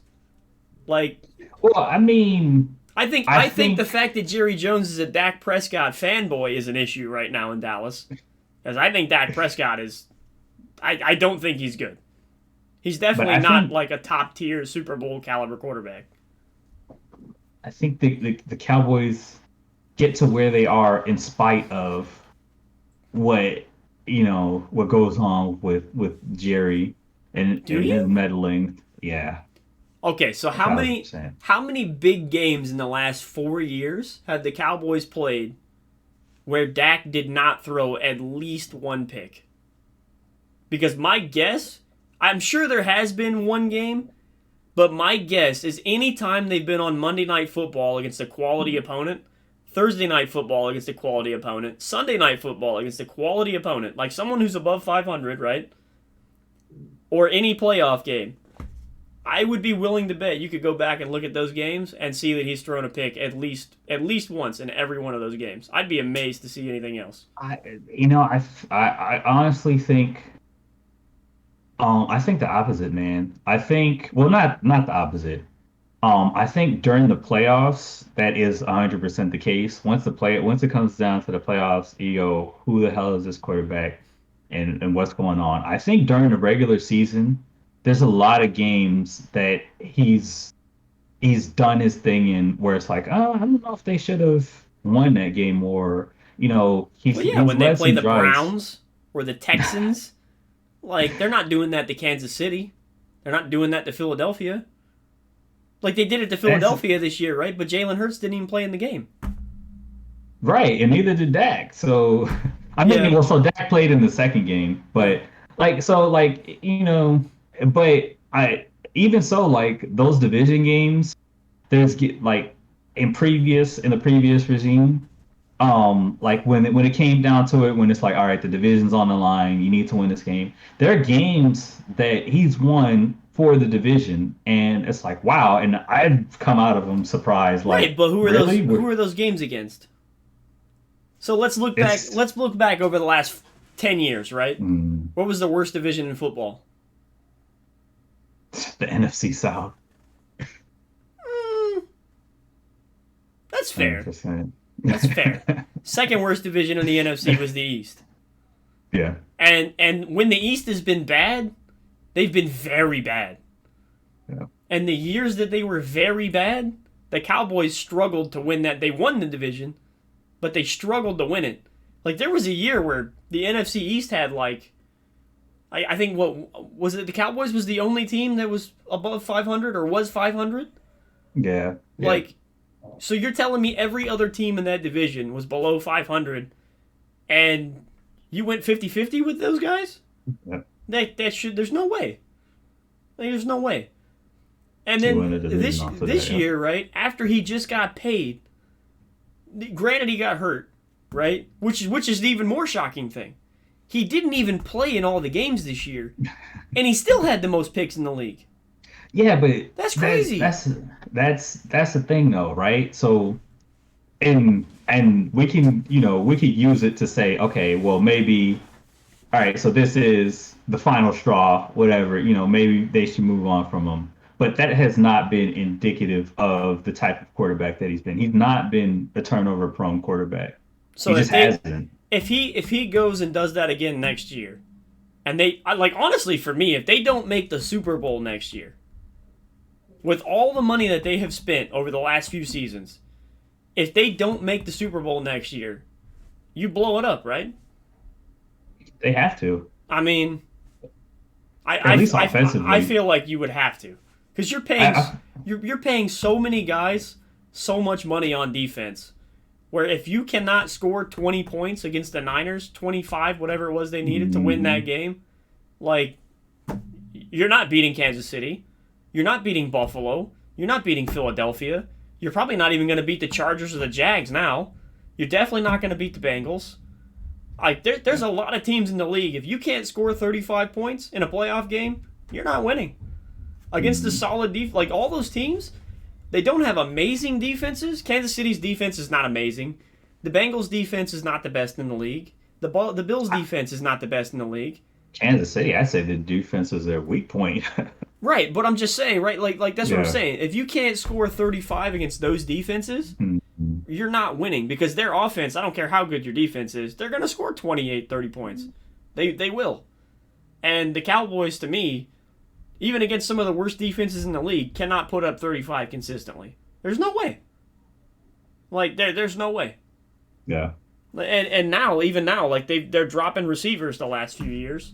I don't even think they have a receiving core that's worth doing it. CeeDee Lamb's not bad, but like right now, if Jerry Jones was to take Dak Prescott and give him to some sucker like the Jets, right, for a bunch of draft picks, he'd get a boatload because they're desperate, right? If he was to trade Micah Parsons right now, get a ton of draft picks. I don't think Micah is still young. Right, but I'm saying, right, if you're gonna blow it up, you trade everybody who is max value right now, so that way over the next few years you have a ton to rebuild with. Right. But you don't want to have Micah Parsons sit through a rebuild, and then 4 years from now, after he's been busting his tail, he's Zeke, right? Like Zeke sat there while they were trying to rebuild, right? Zeke sat there killing it while they were trying to rebuild. Now that they actually need him, he's terrible. Like, they paid him all of his money, and now he's terrible. It's not because he got paid. It's because he wasted his good years on a team that couldn't win. Like, it is what it is. It's a damn shame, too, man. Tony Pollard is the man now. Yeah. So I got top 10 on here, but let's go top 5. So your top 5 quarterbacks going into next season. Who you got? Top 5 quarterbacks. You got to put Mahomes up there. At 1? This is. No, I'm talking about in order, not just 5 names. Oh no, I can't do it in order. No, man. not just 5 names, in order. I can't do it in order off the top, man. You got it. You got it. I gotta think, and then you got it. I got a plan. All right, let me give it to you, right? So. All right, who are they? And this is strictly based off of who I think is going to be the best. I'm not talking about who you think is the best quarterback. I'm talking about who you think is going to be the best quarterback next year, right? Overall. Right. So I'll tell you, I think next year, the MVP of the league, my number 1 quarterback, is going to be Joe Burrow. Okay. I think he'll be the best quarterback next season. I think number 2 is going to be Mahomes. I think number 3 is probably... And this one's a stretch. This one's going to be a stretch. You're not going to like this. This is going to be interesting. I think number 3 is going to be Trevor Lawrence. Really? Oh, hey, I think football so. Jesus. I think second year in a system, finally he gets to keep the same coach for another year. Like, he gets a whole offseason in that program because he didn't get one this year. He got a partial offseason in that program. I think he's going to be good, man. They got a ton of draft picks. They're going to get him a lot more talent. He already has some to play. I think next year the Jags are going to be tough. I think they're going to be tough, man. I think the 4th best quarterback is probably going to be Aaron Rodgers, wherever he winds up at. Because I think this year, not because I think Aaron Rodgers is great. I don't think he's better than I think overall in the league I'd put him right now probably like 8th or 9th. I'm not sure where. Probably like 8th or 9th, right? But next year, I'm talking about just who I think is going to have the best season next year. I'd put him on 4. Because I think after how bad his season was this year, I don't care where he winds up at, he's going to want to turn a narrative into, like, I can still play. Same thing, he's just like Brady, right? Like, the way the media talks about him matters. Like, it matters a lot. And just like Brady, they have that act that they don't think about these things, but they're so calculated. Yeah. Everything they say, everything they do, every move they make. So, yeah, absolutely. And then I think 5, again, probably not going to like this. I think 5, if healthy, and he's able to play the whole season, I think will be Tua.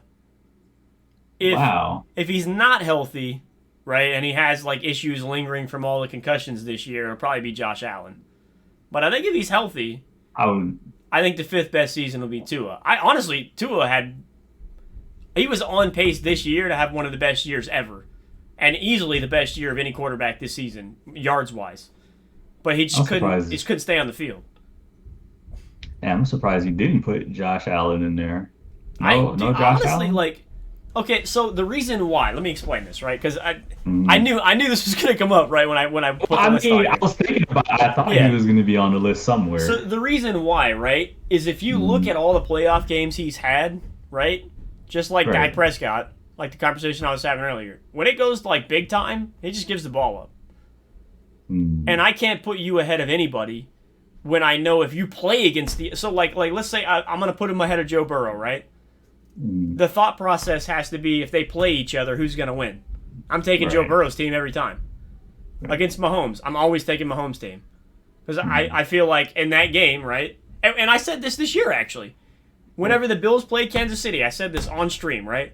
I was like, the game is going to come down to if Josh Allen doesn't turn the ball over, if they were to play each other, right? Which they didn't even get to play each other because they lost Right. before They that. lost to the Bengals. Yeah. Right. And I said the same thing when they played the Bengals. If Josh Allen does not turn the ball over, the Bills are the best team in the league. When he turns the ball over, they're probably like bottom 12 teams in the league. That's just facts. Like, if you turn the ball over 3 times in a game, right, unless you're the Jaguars playing the Chargers, apparently, like, in the NFL, you're generally not going to win.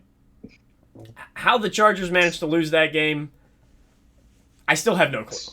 And then, Speaking of which, that puts a dent in the old Justin Herbert for you, huh? yeah, and then I would have had Justin Herbert probably at 4, but if you can't win that game, I got nothing for you. Yeah, like that's rough. Now, in fairness to Herbert, yeah. Right? He did spot. He'd had like 28 points or something. Well, his starting path in his career, right, is the exact same thing Trevor Lawrence is going through in Jacksonville, where he had a coach, the coach messed up, right, got fired. Got another coach, got fired. Got a new offensive coordinator for like he's had a different offensive coordinator like every year in the league. Right. Like 5 years in, 4 years in, whatever. He's had a different offense every single year. There's zero chance to be consistent if he has to learn a new playbook every year, and he has to learn like the tendencies of this coach every year. And you're gonna have some coaches, right, where you go up to the line and they're like, "Hey, it's all you," and the next year you're gonna have a coach who's like, "If you change this play, I swear," right? You know what I mean? Like, right. That to me would be very tough. So yeah. I think for him, we'll see. Would it surprise me if the Chargers are like 11-6 and he has a crazy year? No, I think he's great. But would it surprise me if they were 7-10 and he plays terrible because the system they have him running doesn't fit what he does? Wouldn't surprise me at all. Like, I could see that going either way. That's interesting, man. The Trevor Lawrence, man, I don't know, man. I find it hard to leave Josh Allen out of the conversation for the way the Bills have turned around. And it's a whole team thing, right? They have a stellar defense, and there's a lot of things that go right, and Diggs isn't too bad either. So you're saying they turned around, but what have they done?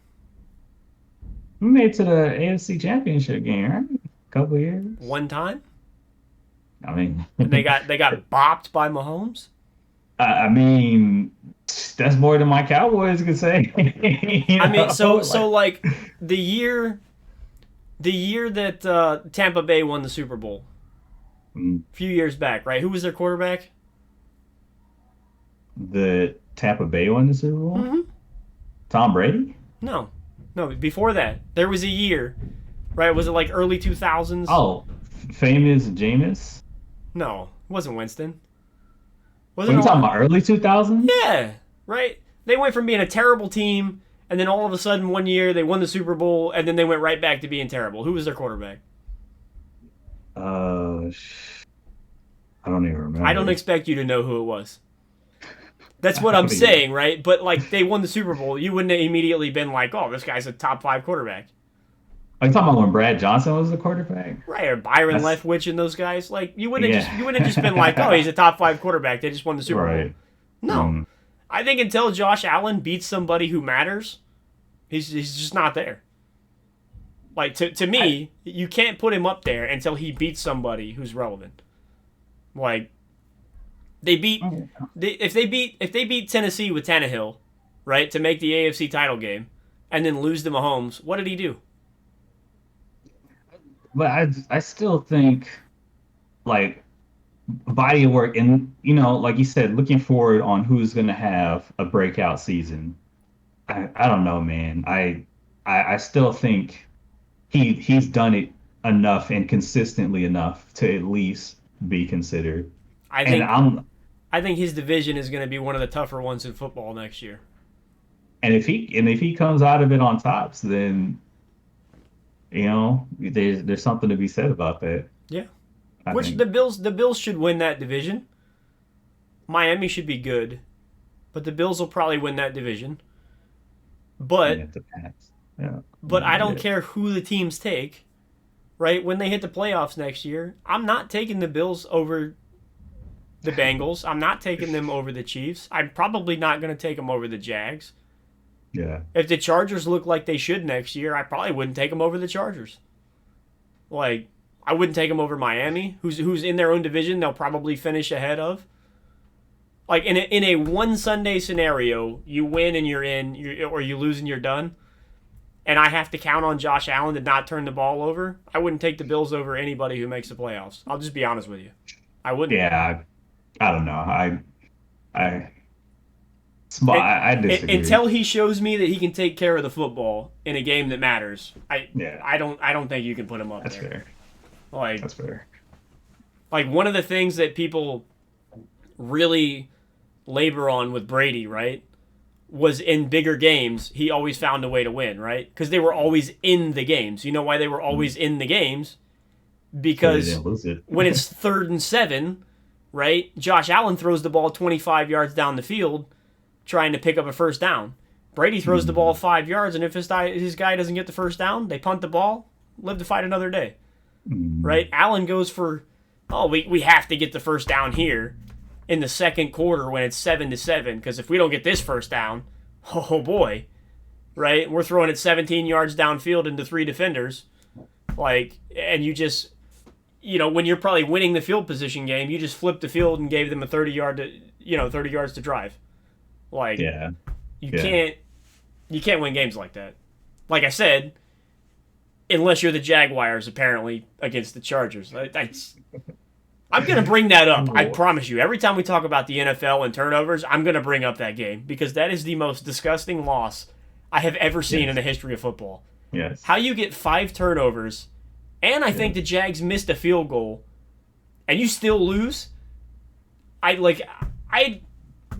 would be, like, low-key, I'd be looking to fire every coach on that staff. Because somebody's game management, you can't blame that all on the players. If you got 5 turnovers as players and you lost that game, to me personally, I'd blame that more on the coaches than the players. If you didn't turn the ball over and you got 5 turnovers and you lost, somebody doesn't know how to run the damn football. Because that's all you had to do. You had to score once and then run the football. And the other team, every time they touched it, they just gave it back to you. I don't know, man. Yeah, that loss. And every score that the Chargers or that the Jaguars put on the board, I'm just like, they're not doing this, are they? This is not. They're not. Stop. This is not okay. It was nuts. Yeah, that was crazy. I don't think we'll see something like that for another 5, 10, 15 years. So let's move on to the. Oh, this is gonna be fun. All right, we're gonna move on to the NBA.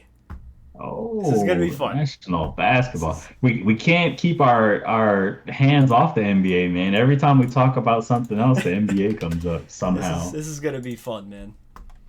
All right, so pulling up the standings. Oh, let me pull up the standings.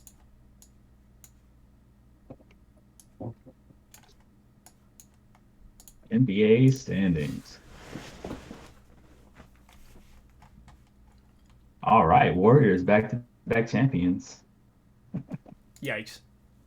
I mean, the Warriors are the 5 seed now. They're the 5 seed? Hold on.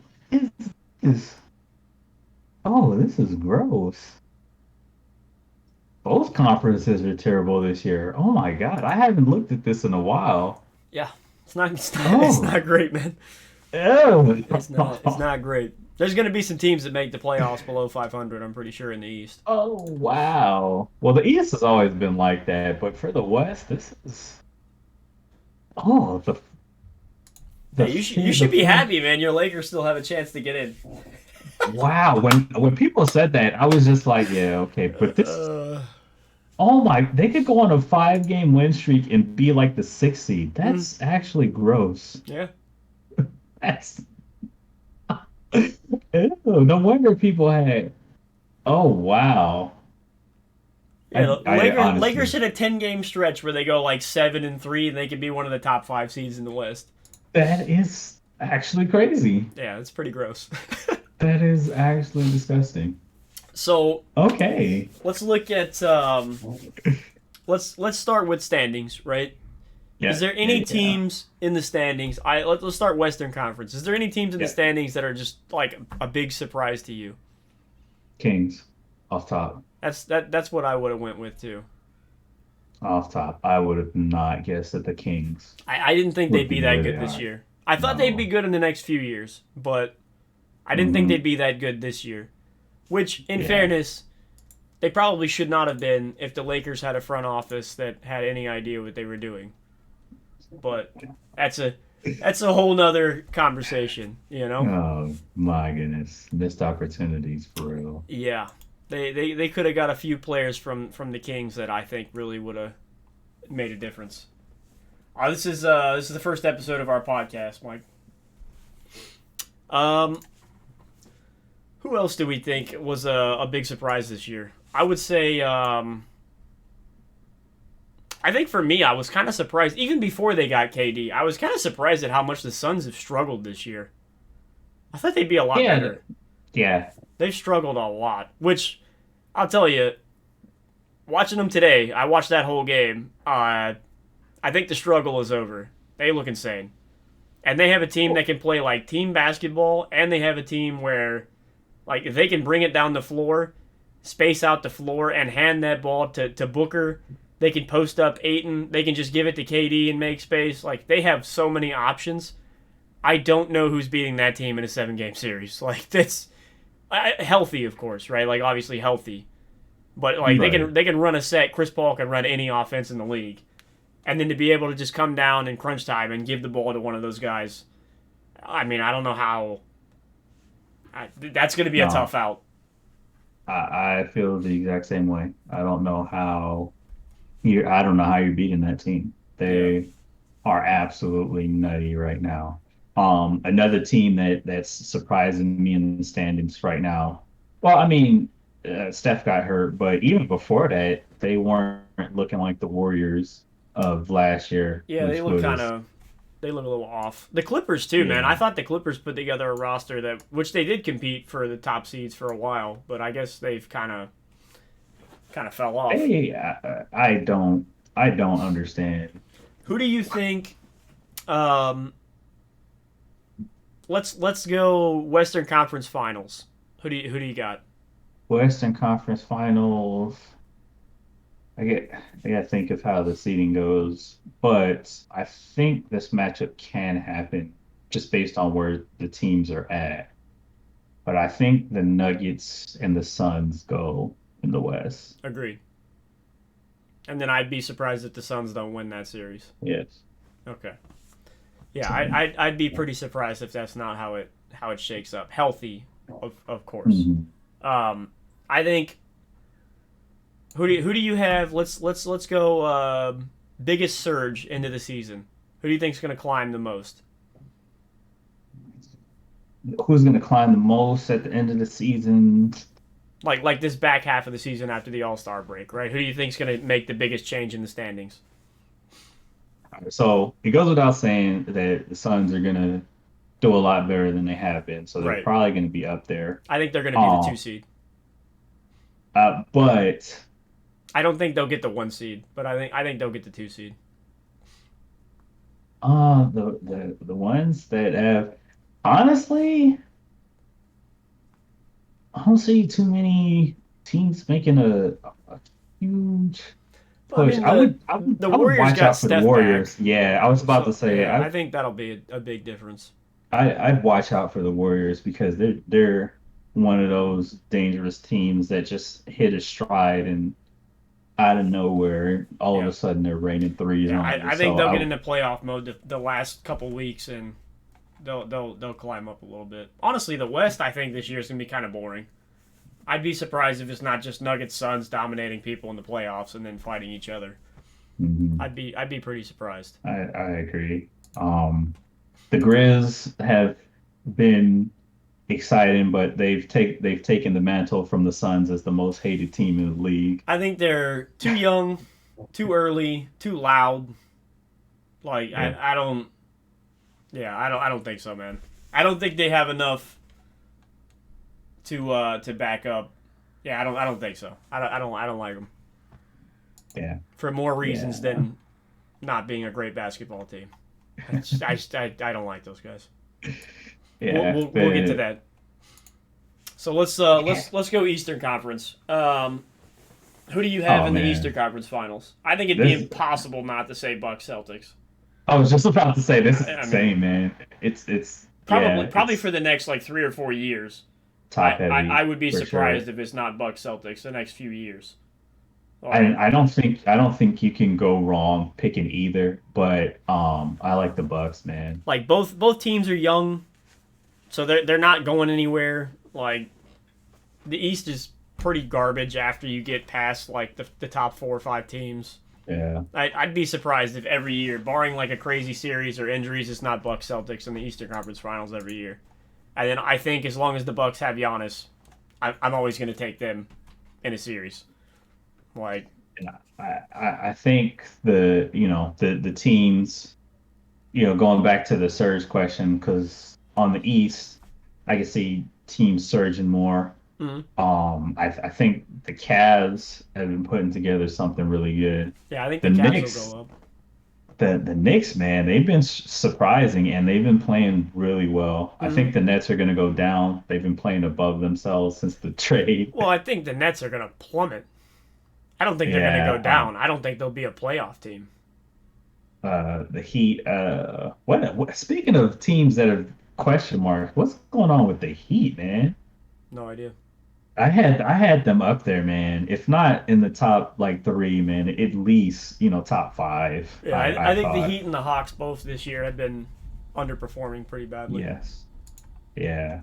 Um, Do you blame Trey Young for what's going on with the Hawks? A lot of people are. no. They say he's That'd be he's like causing a lot of that'd be distractions. like blaming LeBron for those teams he had in Cleveland.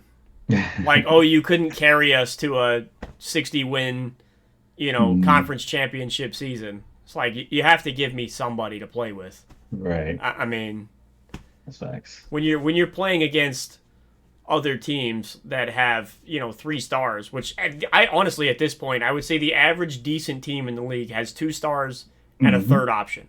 Maybe not 3 stars, but Yep. every decent team has 2 all-stars and then a third option that on any given night can go in and just score 35, right? Like all the good teams have that. So That's if the your team formula is now, for sure. one all-star and then a bunch of dudes and you're going to blame him for not winning, like that's not, to me that doesn't make any Yeah, sense. I mean, you're asking the guy to do too much. yeah, Um definitely. all right, so let's move on to,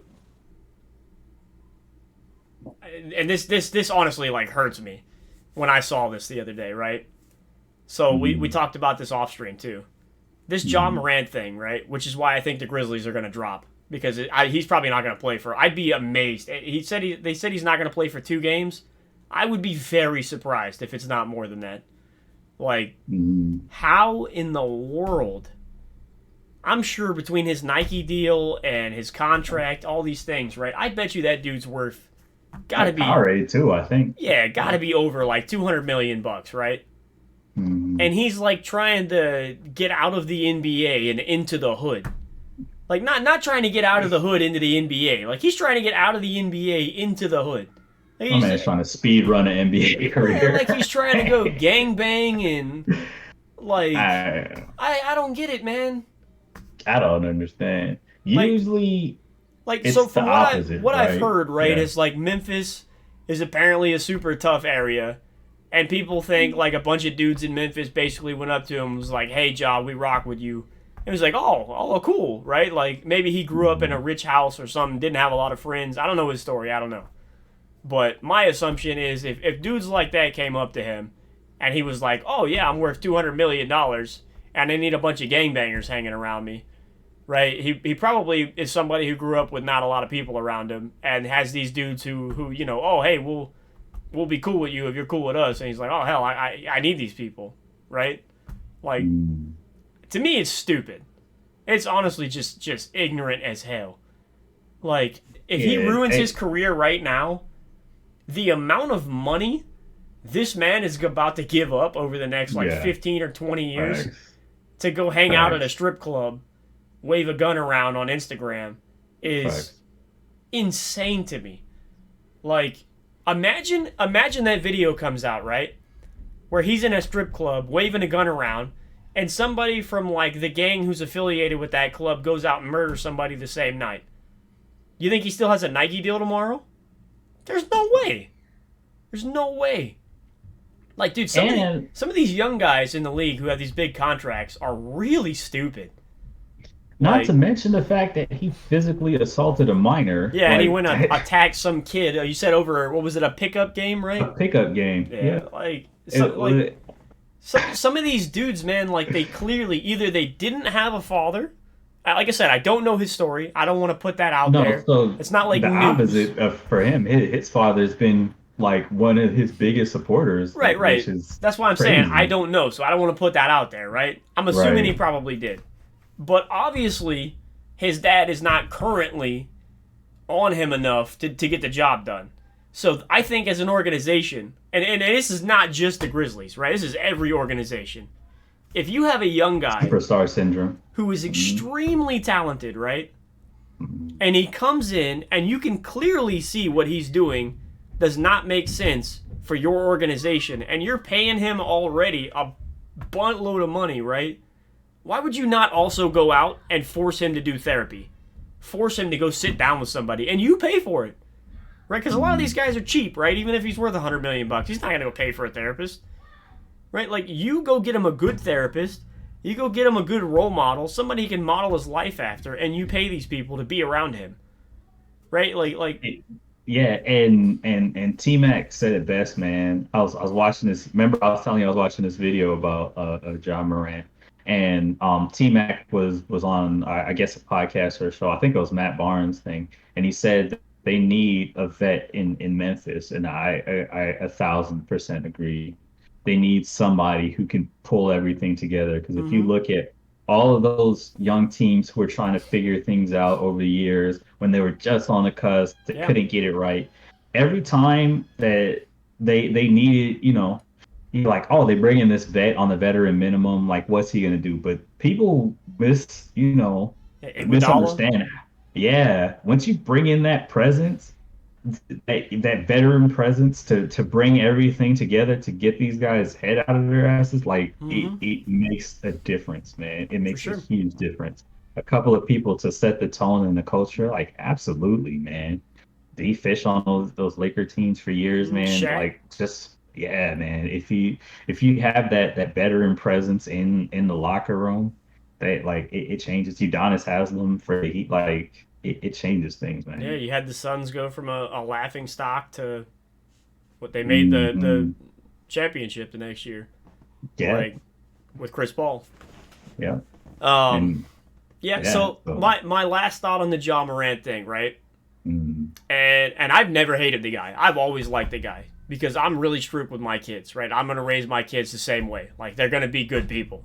Now, do I think he was, like, trying to get some publicity and stuff, right? Sure. If you don't know who I'm talking about, you'll find out in a second, right? All right.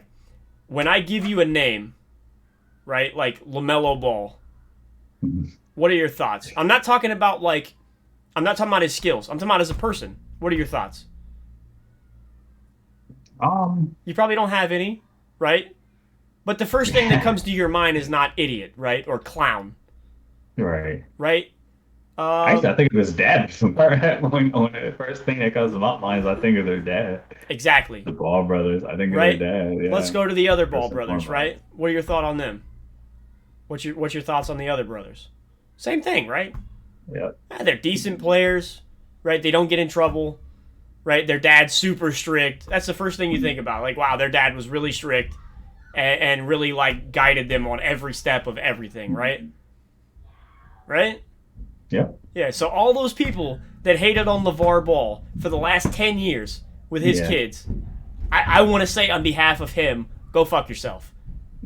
Because I tell you right now, if Ja Morant was one of LeVar's kids, none of this stuff would be out there. Yeah. None of it. Like, would he be polarizing and people hate him more because of his dad? Sure. But would he be in a club on Instagram waving a gun around? No.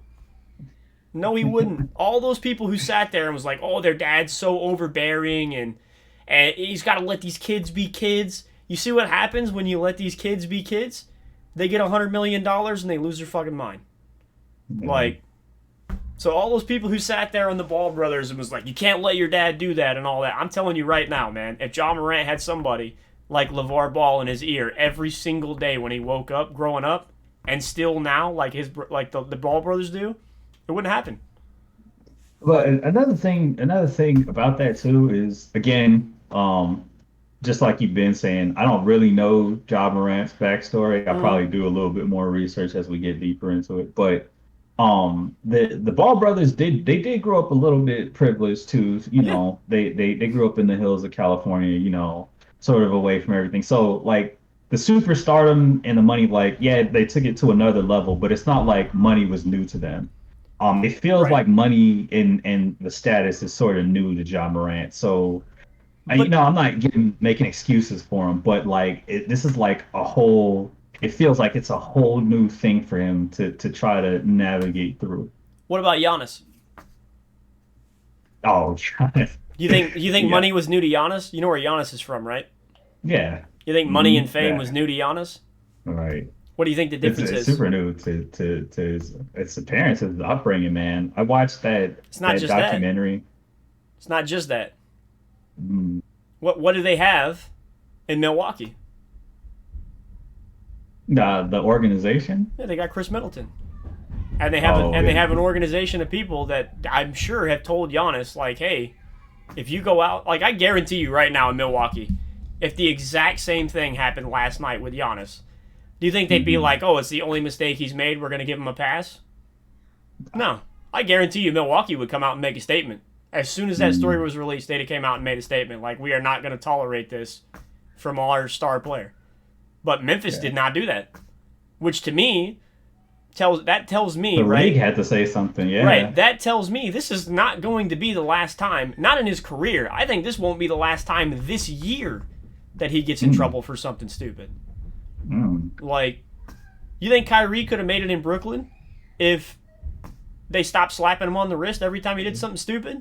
Oh my God. I think the team was fine. They were like, what, the 3 seed, right? Like it's not like they were bad.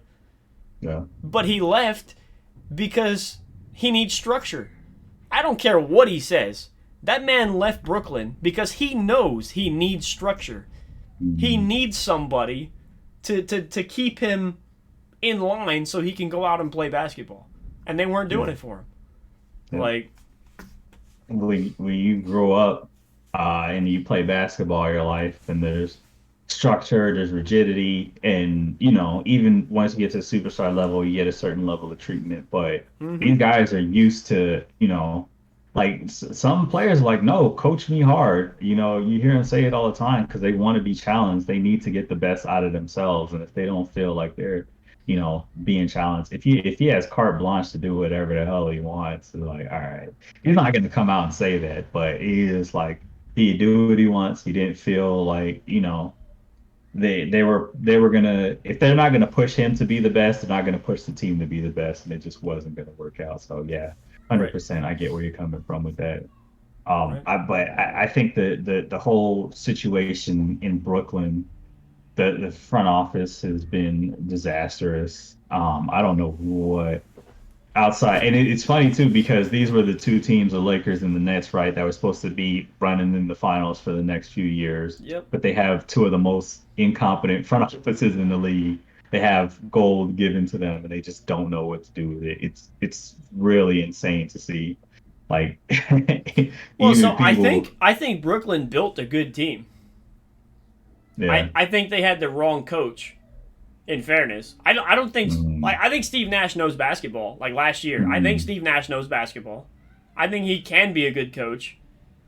But to take somebody in their first year and put him in with Kevin Durant, who tries to be a crybaby on social media about everything, and put him in with Kyrie Irving, who's an absolute circus, I do not think that was the team for him to try and be like, oh, I can probably coach in the NBA. And Probably not not the just team. Like, yeah, not just a first year coach, a coach with no coaching experience. right, You like know what that I that mean? that team last year needed like a Phil Jackson type dude. Mm, Like they needed somebody who's been around for a long time, who can deal with the personalities, who can deal with all the whining. Like, and they didn't have it. They didn't have it this year either.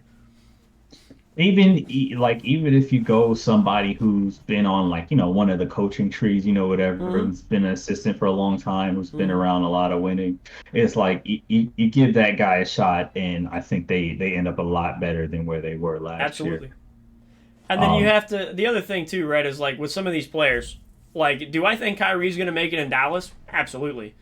Because I guarantee you, Mark Cuban has told his coaching staff, like, hey, if this guy goes off the rails, like, I'll take care of it. mm, But you guys have every way, right, whatever you need to tell him to shut his mouth and do his job. I guarantee it, because Mark Cuban is not one of these dudes who's like soft or beats around the bush. He's no, like direct. Like that's why he's made all the money that he has. He doesn't waste people's time. He's very direct. I guarantee you, when he brought Kyrie there for the interview, they had like the interview process to sit mm, down and talk about it. I guarantee you, he told him like, hey, all that nonsense you've been doing for the last 6 years, when you come here, it stops. Because if it doesn't, I'll send your ass out of here so fast yeah, you won't know what hit you. Like, I guarantee you, that's like exactly the conversation they had. He probably was not like, definitely, oh, I can do this for you in Dallas, and we can do this, and let me show you this, and how can I make you, like, I guarantee it. I promise you, he was like, if you come here, we can win games. We might be able to win a title in the next few years, right? They're probably not going to win it this year. They probably win a title in the next few years. You're going to be in a good place on a good team with people who will keep you in line and care about you. If you come here with yeah, all your nonsense, don't come here. Like, or I will send your ass somewhere else. And I will not give you yeah, the option of where you want to go like Brooklyn did. I will just send you whoever's going to give me the most back. yeah. Like, that's my assumption. But all right, let's move on. Let's move on to the All-Star game, the All-Star weekend. I guess I should say right. So Yeah. let's start the 3-point contest. Always good. And I'm I gonna do love the my quick contest. run through, right, and then I want you to Love the give me 3-point contest. your quick Yeah. run through of the All-Star Okay. weekend. So Yeah. I think the 3-point contest is always great. Mm, I think the dunk contest, they should just stop doing it. I'll be honest. I think they should just quit doing it. okay. Like, years and years, 10, 15 years ago, right, when they wanted LeBron to do it, and LeBron basically was like, no, I'm not going to do it. And the Mm, NBA got embarrassed by it, right? And they were like, okay, we're not going to ask star players to do it anymore. We're going to ask, like, mm. these side dudes to have their moment in the sun come do it, right? And I think for a while it was like just rookies and sophomores or something that were able to Yeah, like, that was. dude, they need to just get rid of the dunk contest. It's boring. If you're not going to let the big people do it, or the big people don't want to do it, then they should just get rid of it. Because having some bench dude who's played 2 games this year come out and win the dunk contest is not a good look for your league. Oh, and by the way, he was white. I'm not saying that matters, but I'm just saying, right? If I came to you and you didn't watch the dunk contest, right? If I had called you the next day like we do and shoot the shit, right? I was like, oh, hey, by the way, do you know last night the dunk contest was won by Max McClung? Did you see that? There's some white dude who's played like 2 games this year, right? And you haven't been around the NBA for a few years. What's the first thought that would be in your mind? Because I guarantee you what it would be is like, oh, well, if the top 15 dunkers in the league were actually in the dunk contest, Mm. there's no fucking way Max McClung is winning. Right? Am I wrong? No, absolutely. Right. So, like, Absolutely. if that's the case, then why even bother with it? Like, Yeah. there's no point. Right? To me, they should just scrap it. If they're not going to have the best people, like if Giannis is not going to do the dunk contest and he's out there throwing it down the way he does, then there's no point in having one. Like, Yeah. there's no reason for it. And I don't know if maybe there's been a dunk contest where somebody had some ridiculous injury. None come to mind. Mm. But I don't know why they wouldn't want to do it. Like, if you're saying that this weekend is actually for the fans and your stars care about the fans, then they should want to partake in it, right? Like, it just makes sense to me. Imagine if they went to Derek Carr and was like, "Oh, hey man, you got named to the Pro Bowl and you're going to be in the skills competition." And he's like, "Oh, Mhm. well, the Raiders cut me and I'm being pissy and I don't care about the fans and I don't want to do it." Did the backlash the league would have got if they Mhm. came out and was like, "This is the reason he's not doing it"? But the NFL was smart enough, even if it was under wraps, to be like, "Hey man, you got selected. Like, you're going to do it. You're going to." I guarantee you, Roger Goodell, if he had to, would have sat him down and been like, "You're going to do it, or you won't play next year." Because that's how serious they take this stuff, right? Like they actually care about the audience. Like it matters to them. Yeah. Um, and then to me, one of the other things we talked about, right, with the dunk contest that happened that weekend was they had Karl Malone come be a judge. Mhm. Dude, I if you're the NBA, you need to take Karl Malone, stuff him in a box, and never bring him back ever again. Like a few years ago when the news came out, he got some like 13-year-old girl pregnant, and it still has not been like national media limelight, big time, thing. Like stop bringing him back and giving people a chance to make it a big, you know what I mean? Like just let the guy go. It just doesn't make any sense to me. Yeah. Yeah. I don't know why they keep giving people the opportunity to do that. I really don't get it. Yeah, I don't understand, man. Yeah. Um, and then obviously, right, you have the All Star game itself. Uh, And I don't know what the solution is. I have no idea. But I will tell you, I didn't watch it this year. I didn't watch it last year. I didn't watch it the year before that. I probably haven't watched it in like 7 or 8 years. yeah. Because if I wanted to watch the dunk contest, I'll watch the dunk contest. That's all it is. Like Yeah. they just go out there, they throw up threes, they slam the ball down like dude like this year, right? Was it Booker? Right, he had what was it, almost 50 points or something, or maybe more Mm, than 50, and then Tatum had like, was it 55? How did he have? yeah. Yeah. Right, and 55, I he think. set like the record for an All With the Star game, record. Mm-hmm. and everyone's like, "Oh man, Scored like that's." 200 points. Yeah, they're like, "Oh, that's really cool, right? He set the record." Okay, but that record is based on the fact that they play zero defense. Mm-hmm. When Michael Jordan and Kobe and them were in the All Star game, it wasn't like that. They were out there to compete. Yeah. Like Jordan went out on the floor in the All Star game, dropping 30 or 40 against people who were out there trying to stop him. Like they don't do that now. Yeah, I And guarantee if you go look at Tatum's highlights from the game, if he oh took yeah. 20 shots, 17 of them, he was standing there with nobody within 3 feet. Mm-hmm. Like that's Yep. not. I don't want to see that.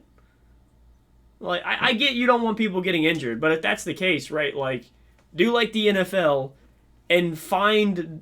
I don't. I like with basketball. I have no idea what the answer would be, but I can tell you the current format of the All Star game. If you're not going to tell them like, hey, you guys need to actually compete, you just shouldn't have it because it's boring to watch. It Yeah. really is. Go ahead. Yeah.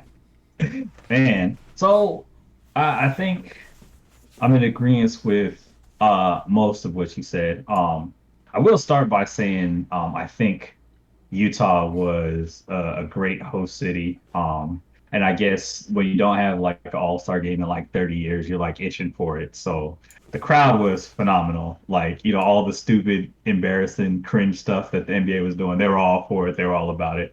And I love that. You know what I mean? Like just getting hyped for nothing. What is stupid thing happening? Oh yeah. They're probably drunk and having a good time. I think Utah was absolutely the move. I love that about, the Real whole quick, setting. I think Yeah. I think all the professional leagues, and I think the draft this year will show that too, because it's going to be in Kansas City, Hmm. right? I think the NFL draft, I think it's going to be in Kansas City, Yeah. right? I think Hmm. I think the league should host the All Star weekends, all the leagues, and their drafts in smaller markets. I don't think they should ever do them Hmm. in LA or New York or whatever, because I think those markets have already got big enough. I think they should Right. always do like dude, an NFL draft in Green Bay would be fantastic. It'd be Yeah. amazing. Like, but go ahead. Absolutely. Yeah, I think they should. I think they should always do that stuff in small markets. Absolutely. And yeah, and just touching off of that, man, the excitement that these people show. Utah was already one of the loudest stadiums ever. So yeah, just they brought that energy and it was so hype, man. 3-point contest. love the 3-point contest, man. It's always a good time because these guys are shooting the lights out, and it gets hyped because it's like, is he gonna hit that shot? Is he gonna, they're talking about the techniques that go behind it. You see the way certain people take the jump shots, like it's hyped. The competition is good, man. I love the 3-point contest. They added that extra ball in there, and then when that ball come up, I'm like, oh, he's got to hit his special ball, and so I'm just like, yeah. I love that. Let's see, the skills competition. It's kind of here and there, man. I like personally, I like the whole half court. I don't know why they took out the half court shot at the end. I like the half court because the half court shot is hype. You know what I mean? If you come down after all the skills are done and you hit that half court shot and you're on the timer, like I like that a lot better. I could take it or leave it. What do you think Now, about if they did? Sorry, mm, we're just talking about like spitballing ideas, right? It just came to my head. right, right, What do you think if they yeah, did like the NFL, where they had a bunch of different things, right? Instead of one All Star game, just had a bunch of different mm, things. Like, what if they did? You know what Gus Smacker is? no, So it's a thing up here in Illinois, right? It's a street yeah. ball tournament where they line up courts back to back to back, and you play 3-on-3, right? What if, Oh yeah. what if the NBA had the fans select all stars, and they did a Mm, tournament like bracket style, double elimination of like 3-on-3 games, and then like for yeah. like side stuff they did like the dunk contest, 3 point, maybe throw in some kids games like horse. Right. I think it'd be super They did cool. a they did a horse thing a couple years ago, I and think it'd be I liked it, super man. cool, man, to see some of Yeah, these pros play horse from like full court. It'd yeah, be sick, right? And then you have like pick like 10 dudes, have them play like yeah, knockout like we used to play in the gym. Man, yeah. That'd be some of this cool. stuff would just be really fun to watch. I Yeah, think it'd be super I'm cool. with it. I'm with it. I like it. Yeah, man. I like the idea of doing other things outside of just the game. The skills competition, they did a horse thing, and this was when KD was coming up and he hadn't Hmm. really established himself. And I watched him, I was like, that man has like the cleanest stroke out of anybody I've ever seen. And like he like that day, outside of course Kobe Bryant, he became my favorite player, but then he left and that was a whole nother thing. But yeah, man, having another those other events, absolutely, man. I think the celebrity all-star game is still fun, even though it's like a shit show. It's a bunch of people doing stuff Do like you know? Okay, so chaos. the last 2 years, right? The celebrities they Mhm. bring on there. Do you know who half these people are? Yeah, what is up with that? I feel like they've been getting a lot less A-list as the Dude, years like have gone on. this year I was I think I was out with the wife having dinner or Yeah. something, and I came home like I think I was probably like in third quarter, and I turned on the All Star game, like the celebrity game. Mm, I'm like, dude, I don't like. I yep. think that's the guy from like the Late Show or something, handing out pizza, and There's that one guy from that commercial, I think. like Oh, I think I knew like yeah. maybe three people on the floor. I'm like, who Mm, are these people, man? yeah. I'm like, oh yeah, 100%. this is like the woman who runs the Special Olympic Games in 2016, and now she's like a bench coach for this WNBA team. And I'm like, who knows these people, man? Like, Also, putting current NFL players out there is just not fair. yeah, Like we talked about this earlier, like athletes, world-class athletes are built different. yeah, And man. even if they don't play a sport And like that, they had Richard Jefferson was out there when I turned it on. they I'm had like, DK okay, Metcalf out there, yeah, like I'm this like, man. okay, Richard Jefferson is not like he's not in the league. He's been out for a Mm, while. But mm. like having this dude play basketball against the guy who does a talk show, like dude, he'd probably beat that guy when he's 65. Yeah. Like that's not Yep. fair. I don't want to see Nope. that. That's not a celebrity game. Like That's like a Brian Scalabrine, the White Mamba. He has this thing because people are like, because he was like a fringe bench player. He was like a meme player or whatever. So people were like, I could probably play better than him. They don't realize that he is a professional athlete, and they Yeah, challenge him to one-on-one games, and he just yeah. destroys them. It's And like, it's bro, like he might have been the seventh player on like the Lakers, the but that's because the first six guys were just insane. yeah, Like, he probably would have started in Cleveland. yeah. I mean, So to your point, like if you put him out there, like I can see him, scoring 20 points easily yeah, without man. breaking much of a sweat. So to Nah. put like, athletes in the mix, nah, man, I'm trying to see, you know what I'm saying? Tom Cruise out Yeah, dude, there. I want to see Try, I want to see people I know can't play. mm, I want to see like Ed Sheeran and Arnold Schwarzenegger out there. yep. Like, yeah, dude. Hell yeah. Hell yeah, man. Like but but what made it cool, is like I said, the Utah crowd was excellent. So Yeah. that to me made the Celebrity All-Star game fun because they're like, what's happening? I have no idea, but I'm cheering. And The that only thing from that game that I think like has stuck to my head, the only four thing, point. the only thing was Yeah. the dude from the Late Show trying to hand Shaq pizza from like a local restaurant. Yeah, Shaq was And like, Shaq being like, "There's no way, bro. I'm not giving up my Papa John's money to eat a slice of that. Go away." nope, like, nope. like if I And pull a then slice out of that box, my deal is done. yeah. You say I ain't going for the okie doke, man. I'm not about to, you know what I'm saying? So you can have me on 100 memes. They already Yeah, have a nope, thousand Shaq memes. Nope, nope. not in 100 years. Nope, that's a smart businessman. With one thing about Shaq, man, you can say whatever you want about him as a person, as a player, whatever, but he is a shrewd businessman. Yeah, that man He's said, "I'm got not giving up my money." no, It's like this not at company all. pulled me in to fix black culture with them after. I don't know if you know the story behind that. He Dude, said the Papa John's guy said some racist stuff yeah, and dude, like the higher they ups at shit Papa canned him. John's came out and was like super racist, so they got rid of him, and then like the next month or so, they picked up Shaq as like their spokesman, which to me was like, oh man, we came out as like super racist. We need to get a spokesman that can fix this.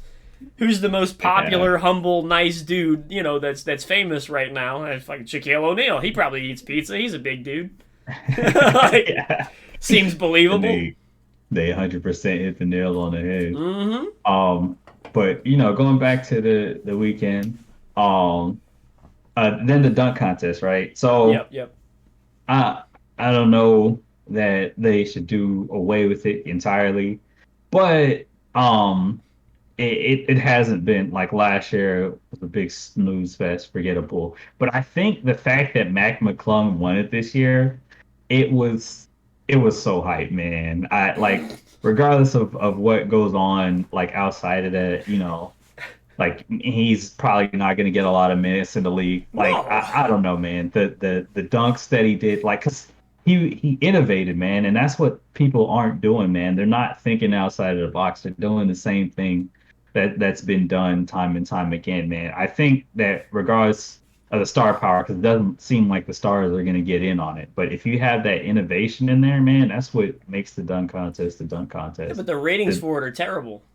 yeah, man, because they don't have the names to draw them in, They announce the roster initially. and people are like, I can miss that. Yeah, like, they're like who cares about that? But yeah, they got to have some type of incentive to bring the big names in, man. mhm. Zion said that he would do it and then said he wouldn't. I don't know. I thought Well, he was gonna. what is the incentive right now to watch the dunk contest? There So really so is so one. 15 years ago, right? The incentive was like, oh, I have to watch it because if I don't watch it, I missed it, Yeah. regardless of who was in it, right? Mm, Dude, right now, unless I want to see it, because afterwards, right, I'm gonna stream and you're gonna hop on here and be like, oh, hey man, like you were gonna talk about it, right? I mm, need to watch it when it happens so I can talk to my friends or coworkers the next day, whatever, right? yeah. But like, dude, now if you're not gonna put the big names in there, one, no one's gonna talk about it because who gives a shit, Yeah. and two, if there was like let's say Mac McClung did like a 720 over three guys jumping off a car, right? I'm gonna see it on Yeah. TikTok. I'm gonna see it on Yeah. a YouTube short. I'm gonna see it on Facebook. I'm gonna see that one dunk, right? The one thing everyone's actually gonna talk about. I'm still gonna see it without actually watching the Mm, contest. Like if he did something that was just out of this world crazy, I'm still gonna see it. So yeah. there's no incentive at all. There's no reason for me to want to watch it. Yeah. Like if it was LeBron, AD, Giannis, Zion, like these people aren't all big dunkers, right? But I'm talking about if you get the big dunkers who are big names Mm, in there, there's incentive for me to go watch it now, yeah. right? I want to It, see these people. it's so bad that even the people who are like, B, C tier, who know can do some crazy in-game dunks, even they Mm-hmm. don't want to do it anymore. That's why I thought the Zach Levine, Aaron Gordon battles that they had back and forth were gonna be the revolution of it. But they cheated Aaron Gordon out of the dunk contest and sort of ruined that. My man D Wade. Oh my God. So I it was coming back to that trajectory. So like if it had at least those guys with familiar names where you go, yeah, I think I know that guy, then you're like, Mm-hmm. okay, let's see what's going on. And having that battle, like it could have brought it back, man. I don't know, man. I guess it's just the part of me that grew up watching the dunk contest that can't let it go. Like I saw the whole Vince Carter thing, like Mm-hmm. those things stick with you. Even like Jason Richardson back in the day, man, was crazy with the dunks, and he's not even like a guy that's like in the Hall of Fame or anything, but like he brought it to the dunk contest. So I don't know if they should do away with it, but they definitely gotta Well, they no, gotta innovate but some type of that's way. another point, right? You're making my point. Mm, Where as the NBA, right, if you can't get these big guys in there, you're missing out. The last 10 years, 15 years since they stopped getting big name guys in there, the NBA has missed out on so many moments to yeah, create new fans yeah, or increase the fandom of people who are watching, right? Cuz like you said, yeah. there are people who were like sort of Raptors fans, right? Mm. And they watched the dunk contest and they saw Vince Carter hang up there by his damn elbow and they're like, "Oh, this guy plays on my team. Yeah, Like, I need to watch this dude." yeah. Right? These things matter, man. Steph Curry, when he's first hitting the Warriors, hitting his stride, right, goes out there in a 3-point contest and just doesn't miss. People are like, "Damn, this does he do this in games?" Right? And then you want to watch him. Like these Yeah. things matter, man. You go see Max McClung Definitely. win the dunk contest. You never see him It's like, oh, I want to watch this guy, right? Where does he play? Oh, he doesn't play? Oh, again. well, that sucks, right? Right. Like, I want to see him do this in a game. It's like, okay, well, he's going to play about 4 minutes the entire season, so hopefully he gets one dunk in, maybe. I don't know. We'll have to see. Like, it's Yeah. not good for the game, man. Like, if the NFL had this year, right? Let's say they had the Pro Bowl game, because this is the exact same scenario, right? They had Hmm. the Pro Bowl game where the fans selected the starters and the bench, right? Yeah. And then you had the skills competition where instead of Derek Carr out there just throwing dimes at the targets, right? You had the And Danucci. like who's the dude from the Texans? Dave Uh Mills? yeah. Right, let's say you had Mills out there doing the skills competition and he wins. Does anybody Yeah. care? No. Right? But Aaron Rodgers out there hits 20 targets in a row. It's like that's what I tuned in to see. Hmm. Right? You put Ryan Tannehill out there and he hits 20 targets in a row. They're like, still sucks ass. Like this guy's still nobody. You know what I Yeah. mean? Like that's Yeah. the exact same thing. You're not increasing the fandom one of your star players to your sport. And you're Yeah. showing the fans that like you don't really care about the quality of the content you're putting out. As long as you put names on the roster to do some kind of show, right? You've done your part. How about this? You're not eligible for MVP selection eligibility unless you put your name in the hat for the dunk contest. Thoughts? I mean, they got to start doing something, man. They got to do something, man. Hold them Like hostage some how do type of they? way. This is what blew my mind, right? Is how do they Yeah. choose the names? Are they fan drawn for the dunk contest? Are they fan voted? They're not, right? No. Because So I what I didn't understand was when I didn't watch it. I didn't care to, right? yeah. But when I heard Max Mm. McClung won, I looked him up and I saw he's only played in 2 games all year, right? I'm like, well, if he's only played 5 minutes in 2 games and he has 0 dunks, how the hell was he in the dunk contest? Like, Social media. how did he wind up there? He's got a few dunks Social on media. TikTok and at practice, and they were like, he might as well compete. Yeah. That's Yep. that's Because ridiculous. the dunk contest is so bad, they needed somebody to Like, innovate on social media to make it more hype. do you understand how ridiculous that is? Yeah. Like, you know how they It's used to insane. choose the people for the dunk contest? No, I have no idea. Because in a game, MJ's dunking from the free throw line. Oh yeah. Vince Carter's dunking from 3 feet Messing above in, the yeah. rim. Right? Blake Griffin is jumping over people. Like that's how they used to pick them. Right? Amari Yeah, Stoudemire. and You know why Amari Stoudemire got in the dunk contest the year he won? because I don't know. Because 3 times in the beginning half of that season, he put people on the ground. Just absolutely posterized people. Like, if he didn't, he wouldn't have got picked. Yeah. Because that's how they used to pick, right? They wanted to see the people who were, like, doing it in the games. Blake Like, Griffin was known specifically for dunks alone. yeah. Yeah. So yeah, but yeah, the whole dunk contest, I don't know, man.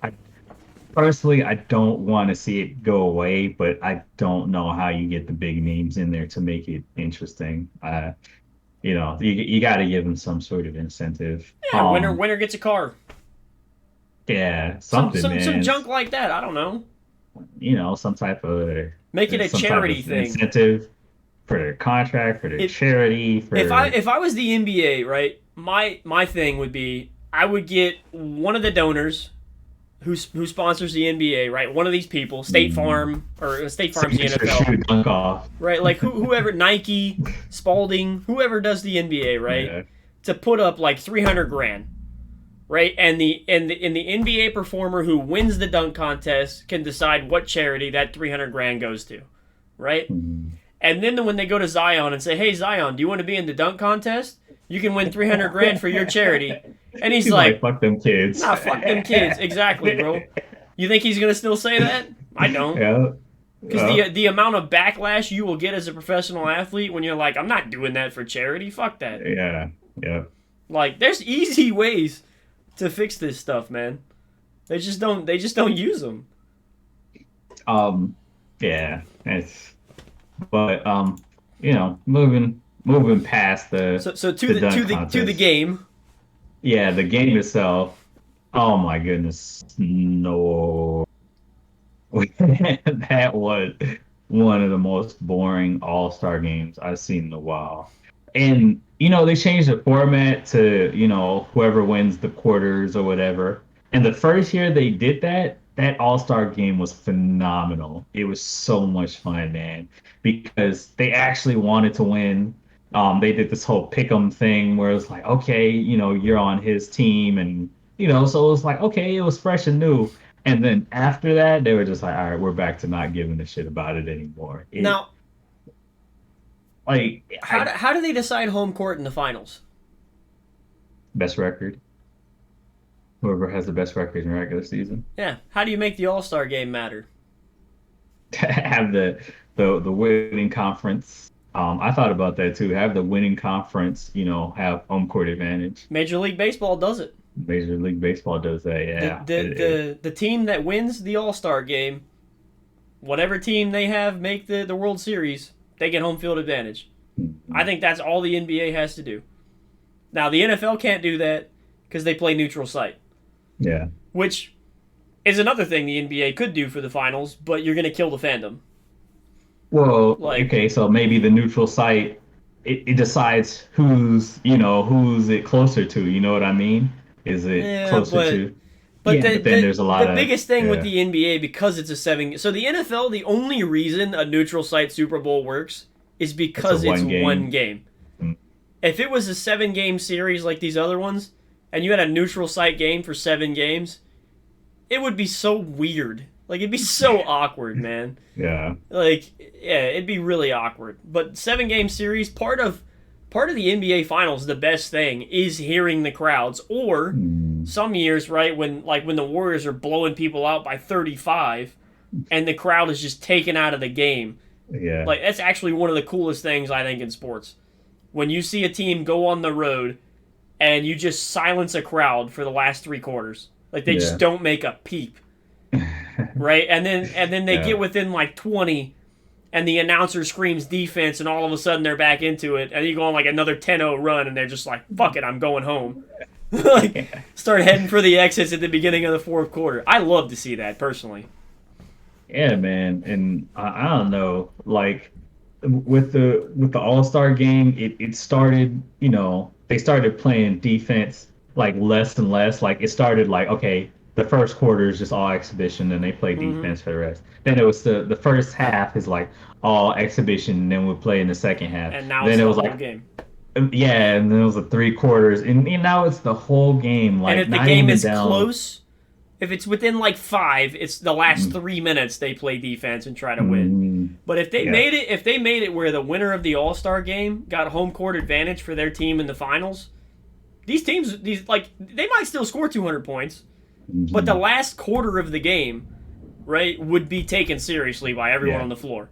yeah. Because I And guarantee you, if you're Giannis in the yeah, East, and or you're Tatum and Brown in the East, and your team has a legit shot at making the finals this year, you don't want to lose that game. yeah. Because having home court advantage could legitimately mean winning or losing in the finals easily. Yeah, definitely.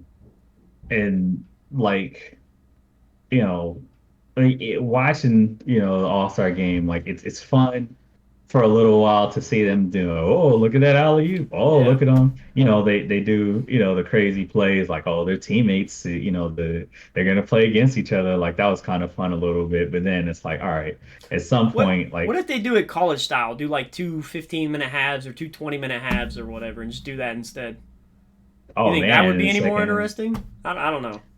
I don't know, man, because yeah, I still think the same problem rises. It's see, this is why I stopped watching the Pro Bowl is because of this exact thing. Is because it became who could throw it farthest down the Mm-hmm. field and Yeah. maybe you might have one or two plays where they're trash talking or like, all right, I'm not gonna let you burn me or whatever. But now it's sort of starting to flip now where the NFL is starting to do the interesting thing, and the All-Star game is starting to be like an absolute snore fest. Yeah. Like I couldn't tell you, one important thing that happened in the All-Star game outside of the two teammates guarding each other. Other than that, it's like I don't even remember. Which I don't even like So that. I don't even like the old school yard like pick 'em teammates. I nah, I don't like any of that, man. I think it's stupid. Like, yeah, I don't like it either. I no. really don't. I like and another thing too, man. They the conference had bragging rights, man. Like if you were an Eastern Conference guy or a Western Mm-hmm. Conference guy, you had bragging rights. You say, "Oh yeah, such and such did this," but they still lost in the All-Star game. Yeah, Like, it we mattered. used to have legit debates. And when Jordan almost won, because my brother was a Sixers fan at the time because he liked Allen Iverson, so he was rooting for the East, and Jordan was, he was about to mount that huge comeback, and the West was, dominating that year, and it went down to like double overtime. It was like one of the most fun games I've ever watched, and Mm-hmm. it was all about bragging to see with, and I was talking mess to him, about the West East thing. So it was fun, man. I think a part of it has to do with that too, because even up until Well, yeah, it's just gone. recently, yeah. If you don't have the West East thing, then there's really Yeah. that took away the last small bit of incentive they had to That's like, go oh, I hard. lost last year on Team LeBron. Who cares? Like, Yeah. just it's a like it's literally a glorified YMCA game now. Yeah. Like, Yeah. who cares? It No, it truly does not matter. it does not matter. I And I was like, the one way, to make it matter even leads, let's take away the interesting thing about it, the yeah. East-West thing. So now it's not whatever. Who cares? So let's Yeah. move to the next NBA topic, right? Which you're Mm. gonna love this one. Oh no. So LeBron breaking the scoring record, right? Um, Yeah. I'll give you a different take on it, right? Okay. So obviously there's the thing about AD sitting on the bench, frustrated with how the season's gone, the game's going, the injuries, and honestly, after like hearing him talk about it and stuff, like I don't hold that against him at all anymore. Mm. I'm very competitive. I mean, you know that, right? We talk out enough. You Mm. know I'm very competitive. So like I could see me if I was in AD's shoes, being as good as he is, being on a team with the standard they hold themselves to, right? The Mm. hopes that they had for the season, and then being where they are in the season, knowing they've only had their whole team on the floor like a few times all year, right? Just like the amount of frustration. If you were out there making the scoring record, like I might stand up and like, half-heartedly like clap or Mm. whatever. But like, yeah, I just had a bad game. We're having a terrible season. We're losing to a team we shouldn't be losing to. Like, Yeah.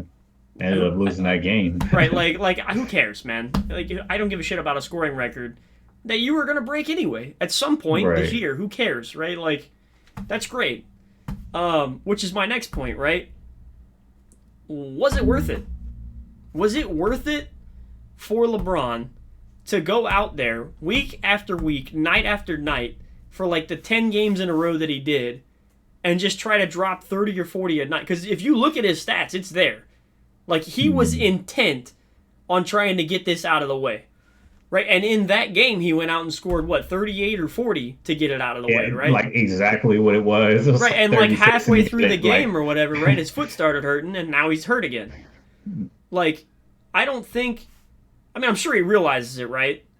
But to me, I don't think it was worth it for him to go out there at his age, and he's not immortal, right? Like he's getting older. Like Father Time is undefeated. That's a pretty common saying in sports. He is getting older, right? So like he needs to go out and play at a pace where he can sustain it and score 25 or 30 a night, right? He doesn't need to be the guy anymore. That's why they brought AD there.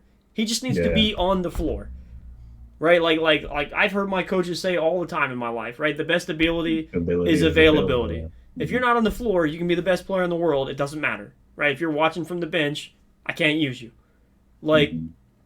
that's great that he broke the record in LA in front of Kareem. I think it would have been way cooler for him to break the record against Milwaukee, personally. I think it would have been way cooler. But to me, like, for him to go out there and purposefully try to break the record that night and get hurt doing it Yeah, is selfish as shit. I think it's extremely selfish with how the season is going for him to go out there and get hurt trying to break the record. And you can't say he wasn't trying. The man showed up in a freaking suit that looked like it cost $1 million.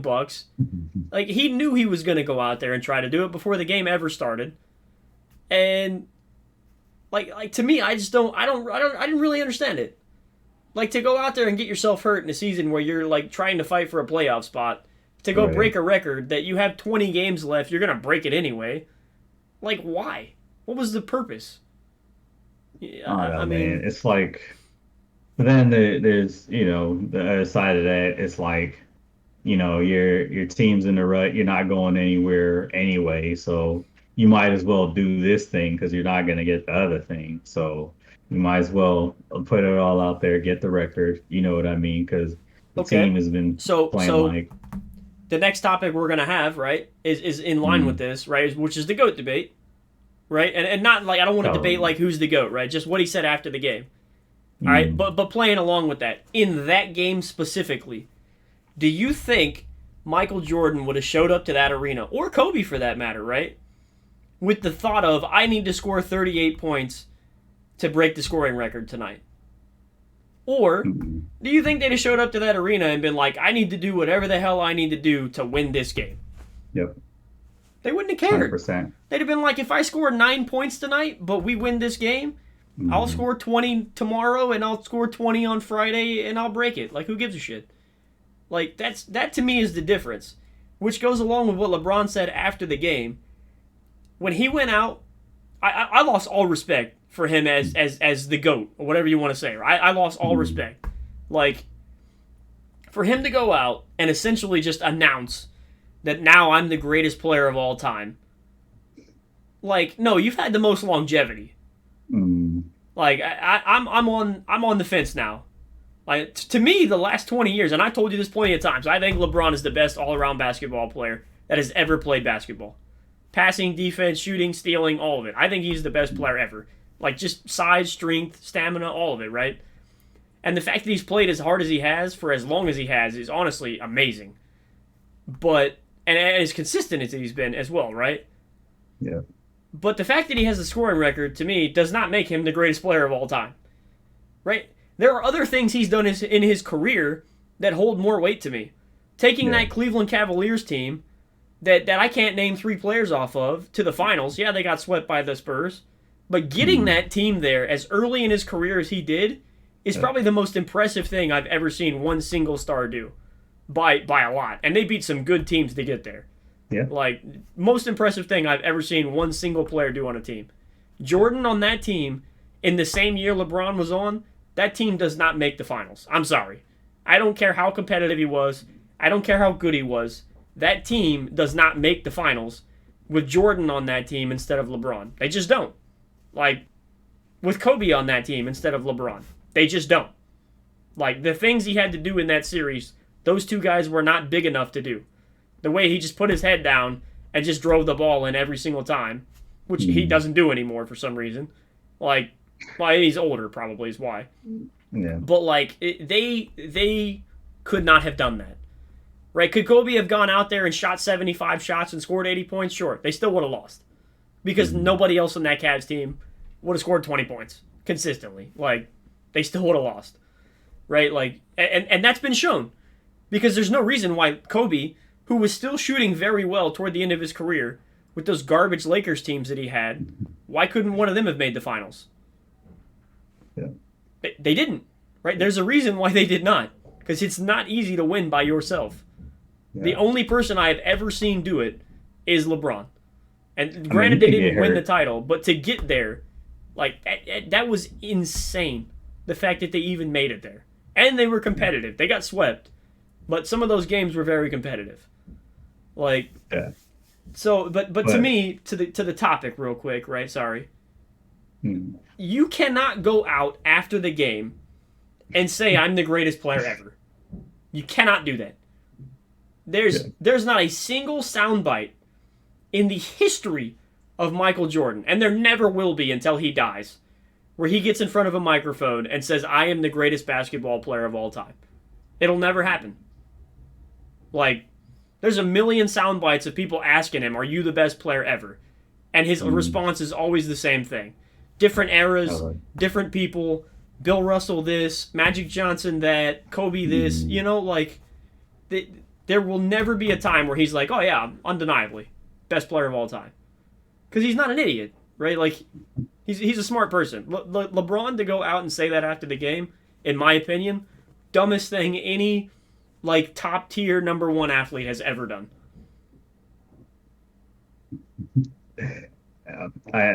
I think the thing that anybody who debates the GOAT debate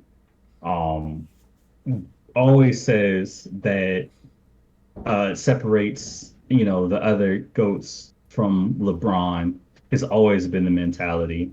The mentality is just different, man. It's like, yeah, you can be all these great things, it's great, whatever. And that's something that I've, you know, always, like, even when I got back on the LeBron boat, like, I've always noticed, like, his mentality is just different, man. And it's just the type of guy he is, man.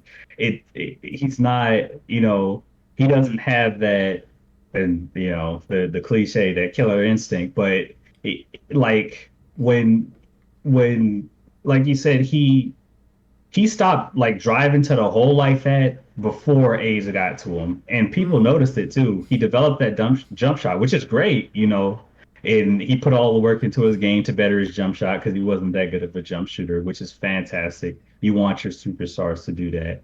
But at the end of the day, it also meant that he stopped, going to the hole as much.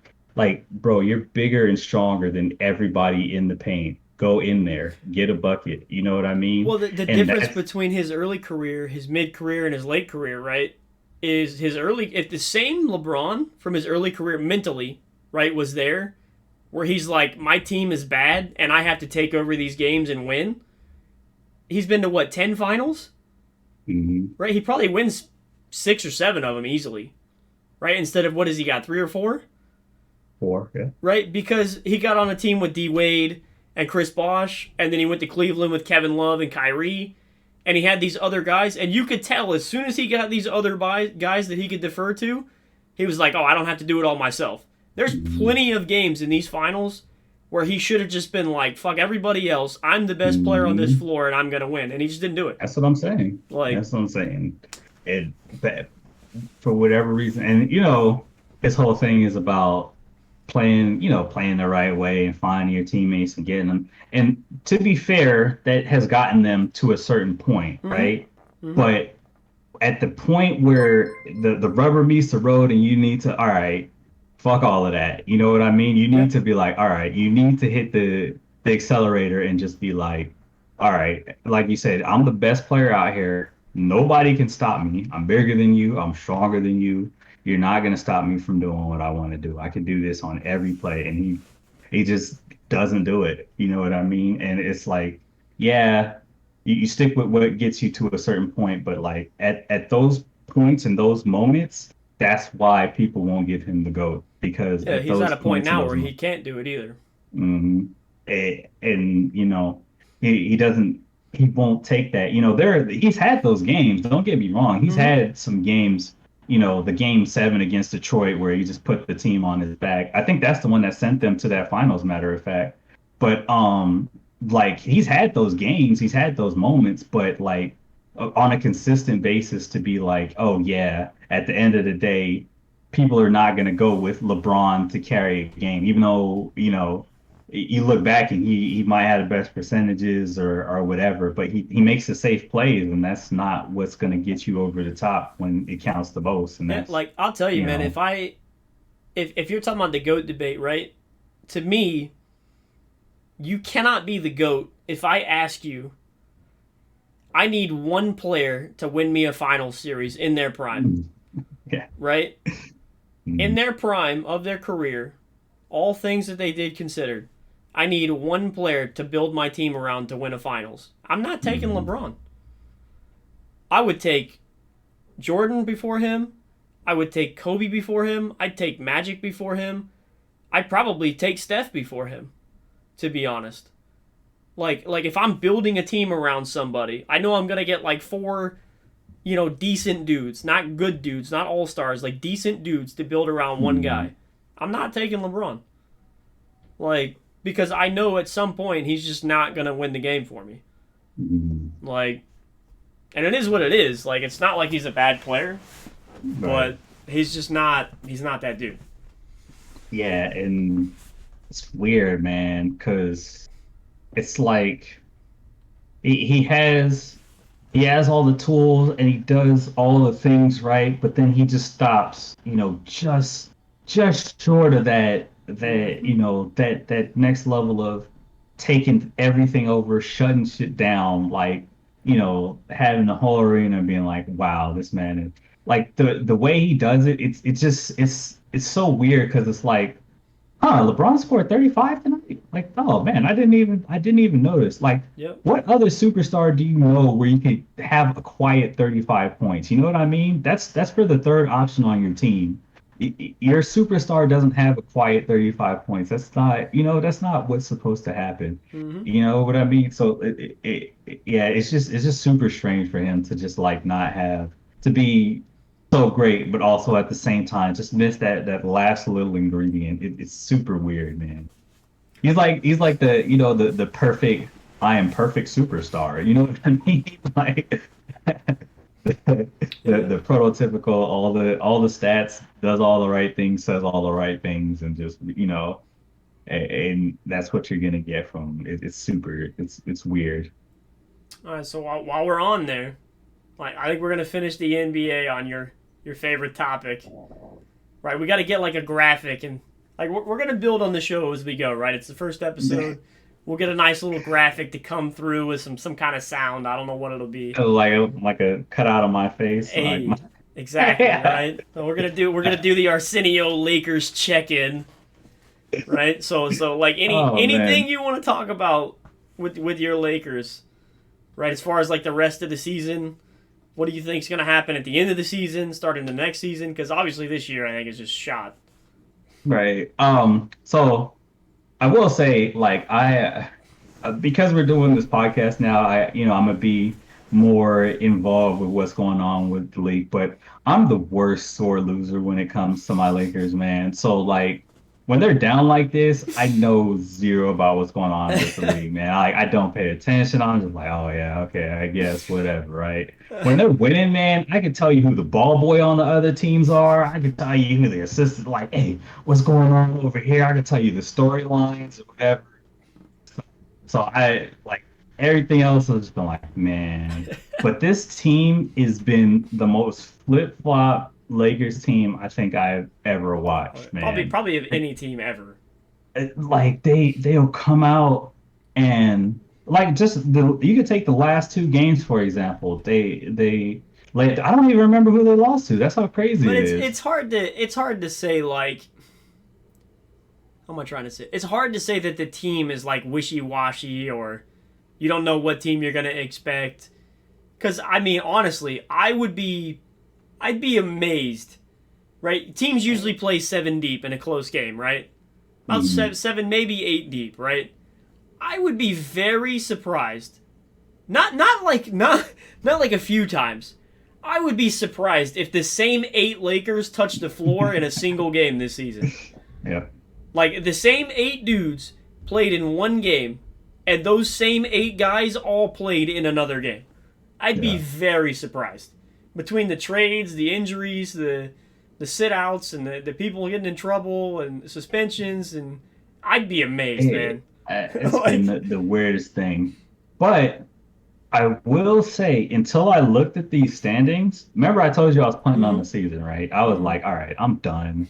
I'm sick of this. yeah. LeBron's hurt. It's a It's gonna little be small some win weeks. streak, man, and they're And somehow still in. I looked at this and these gross ass standings, and I'm just like, you know what?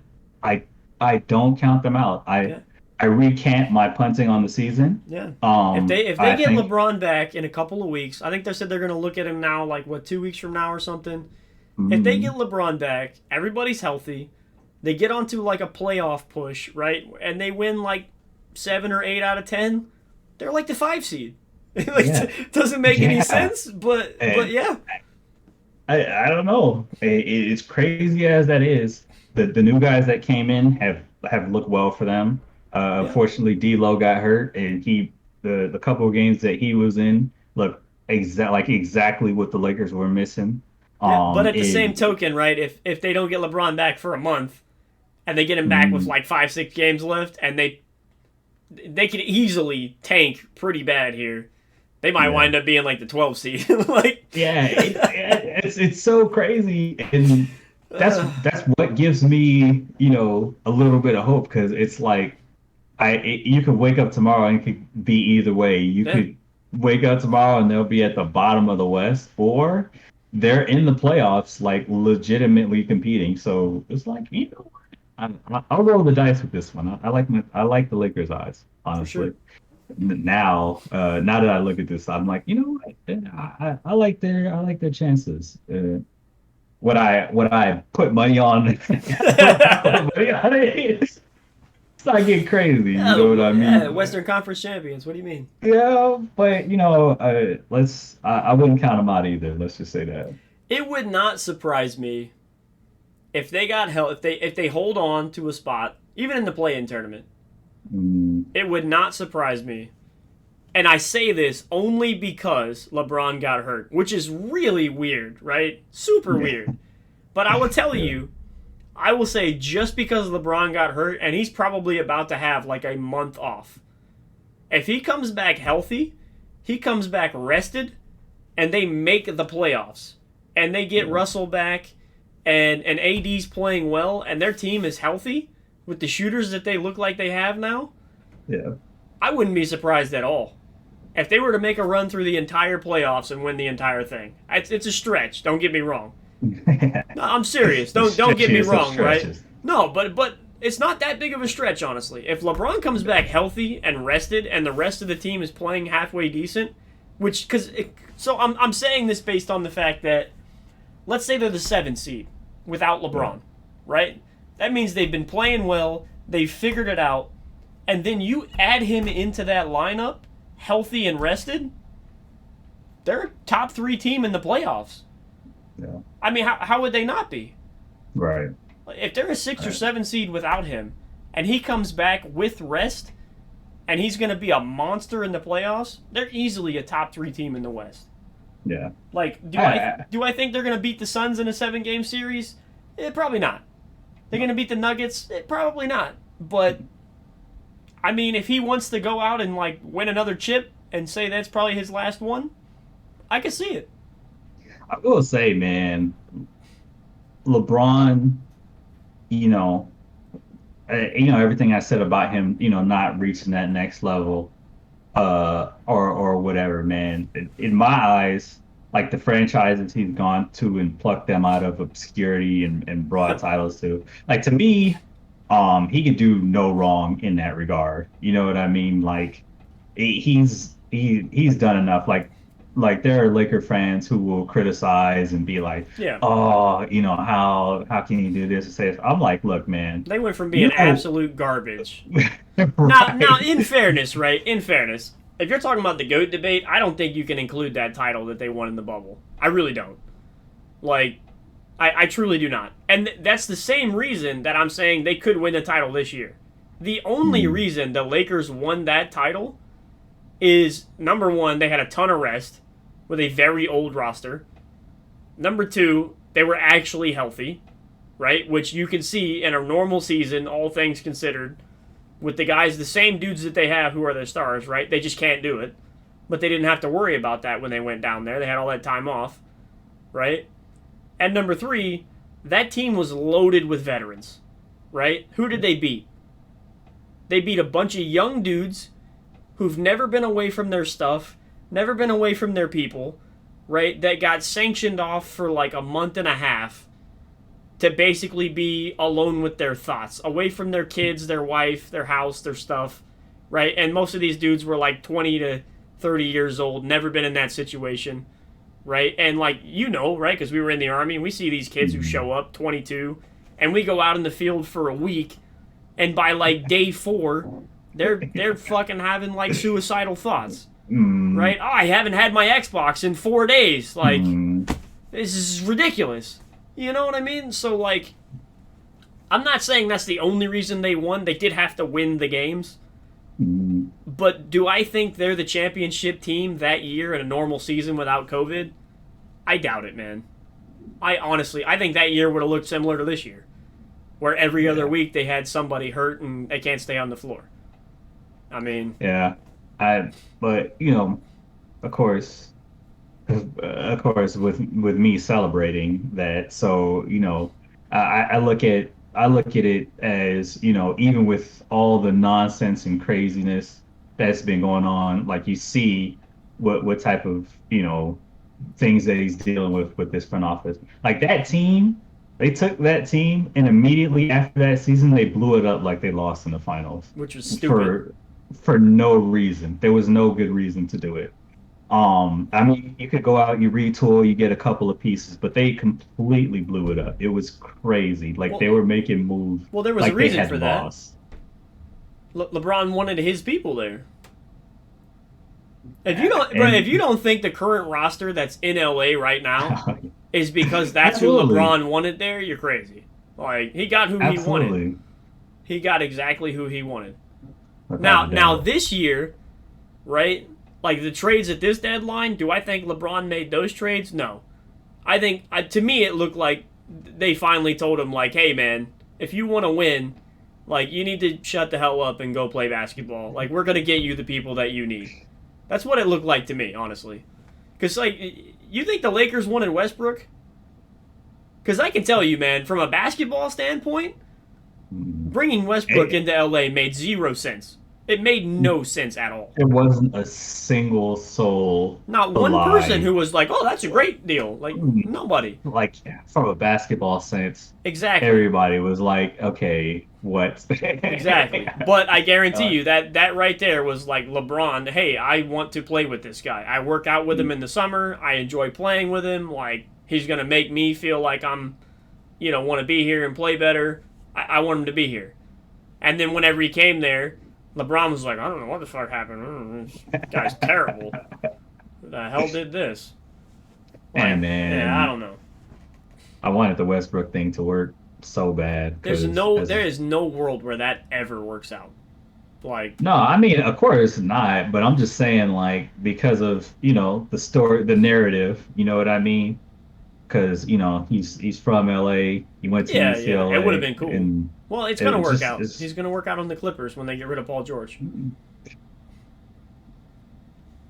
Look, man. As far as snake-bitten franchises go, I can't. There's nothing that I could say that hasn't already been said about the Clippers. They do it. They're just like the Cowboys, man. They do it to themselves.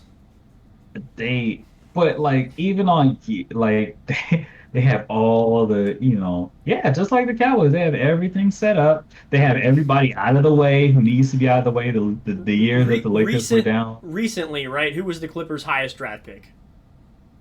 The highest draft pick? I have no idea. Blake Griffin. Oh yeah, Blake Griffin, and also the CP3. Yeah, you know what he could do in college? Dunk. He could dunk.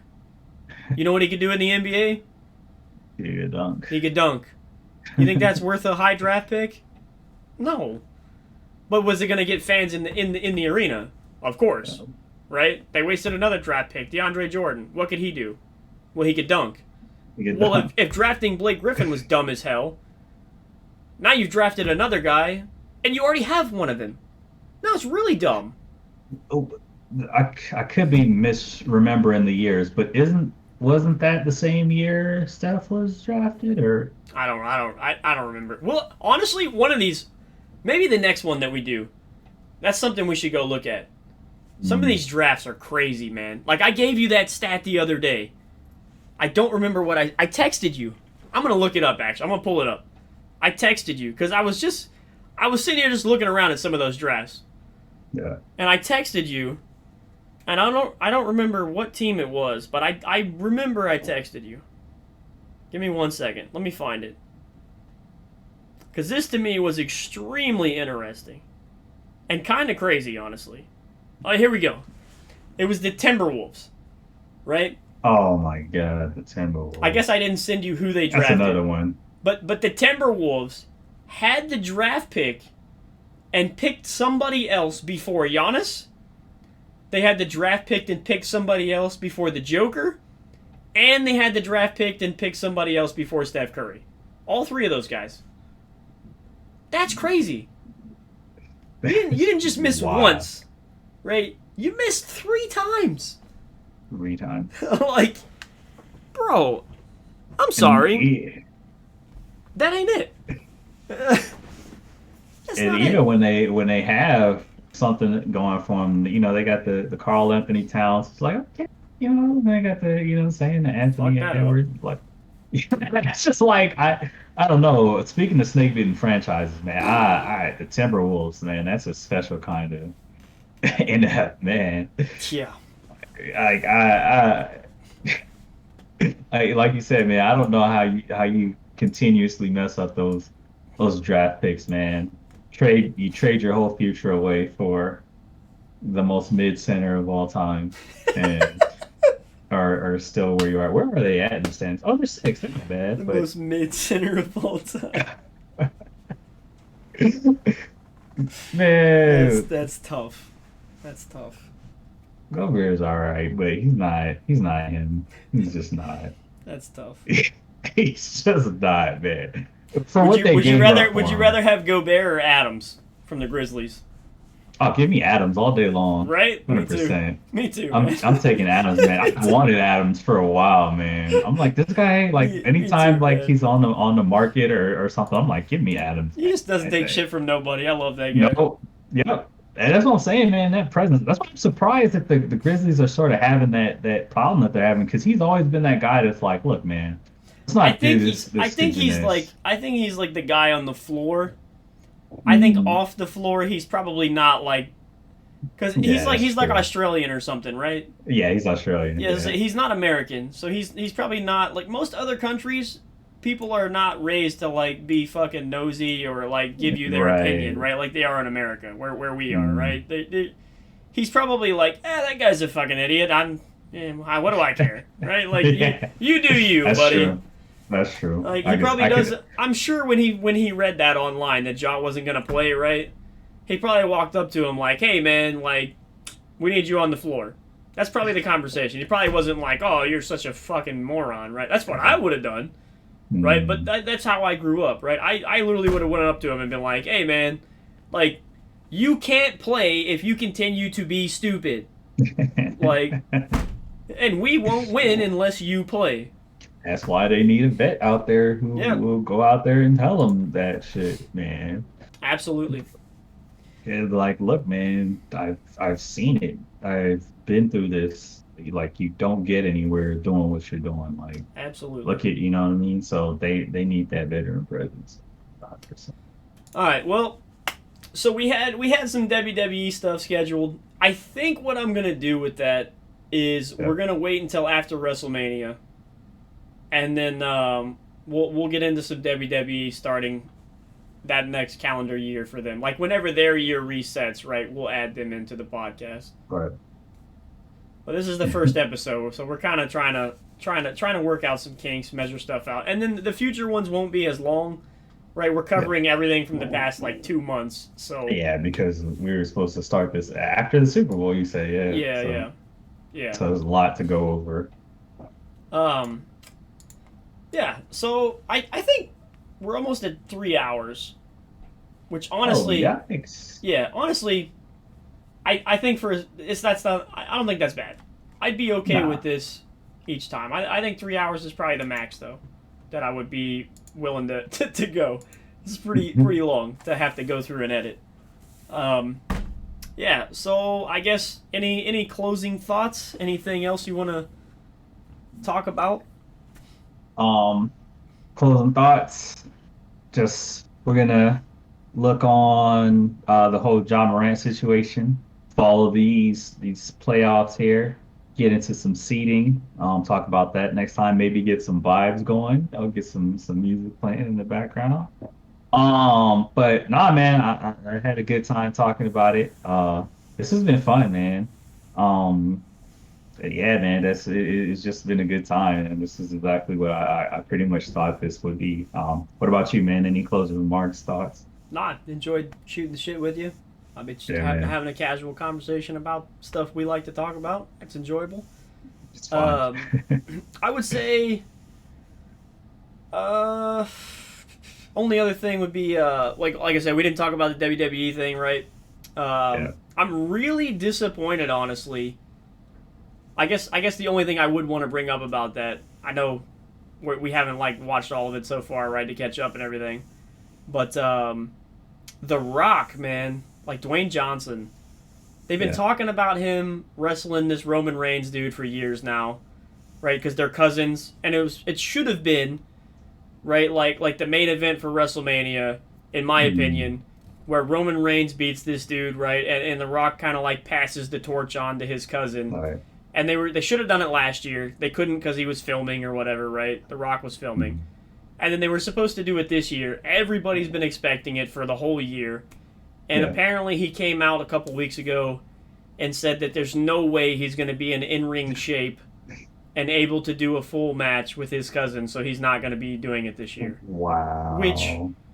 to me, as a fan, and I don't know how the other fans feel about it, right? But to me, as a fan, it's extremely disappointing Yeah. when your entire fucking mantra is you wake up The at 4 people's champ. a.m. banging and clanging and you take your gym to every film thing with you, right? And you work Yeah. out, and that's all you do every day. Like, when I read that, if it would have been another thing where he was like, oh, I'm filming this and that and this and that, and I Mm, just don't have time, right, to fit in like mm, the weekly Monday Night Raw shows to build it up, and the story's mm. not going to be good enough, and I don't want to half-heartedly get into something or half-ass it Right. and make my cousin look bad. I got it, right? I get that. I don't want to just show up and wrestle him just to pass the torch, and that's the Mm, main event of a show that these guys worked their ass off all year to be on, and then I just show up and take their spot. mm. I'm cool with that, right? But for him to get on there and be like, yeah, I'm just not going to be in good enough shape. I was Yeah, like, man. what the hell My is muscles that? are the size of Texas, but I'm just not. We had this conversation. These world-class athletes are world-class athletes for a reason. Yeah, So I'm not buying it that. just blew my mind, man. I'm like, Not buying your entire thing is based around your lifestyle of working out. it. So for him to get out there and just be like, I don't think I'll be in good enough shape, I was like, what? Really funny. What? Yeah, I don't know, man. I don't know. That kind of blew my That mind. sounds that sounds like a MacGuffin to me, man. He's gonna Nah, John he's Cena, and he's not gonna show up. They've already got the matches set, I think. he's Um, gonna show up. nah. So Cody Rhodes is gonna be the one fighting Roman Reigns. He won the Royal Rumble, and I guess that'd be my closing thought is I'm huge into WWE. Have been my whole life. I am extremely thrilled the journey that this man has been on. And it would be really great to see him win. Right, his father, Dusty Rhodes, I don't know if Yeah. you know who that is, the American Dream, right, wrestled for years for Vince's father and was never like the heavyweight champion, was never the main champion.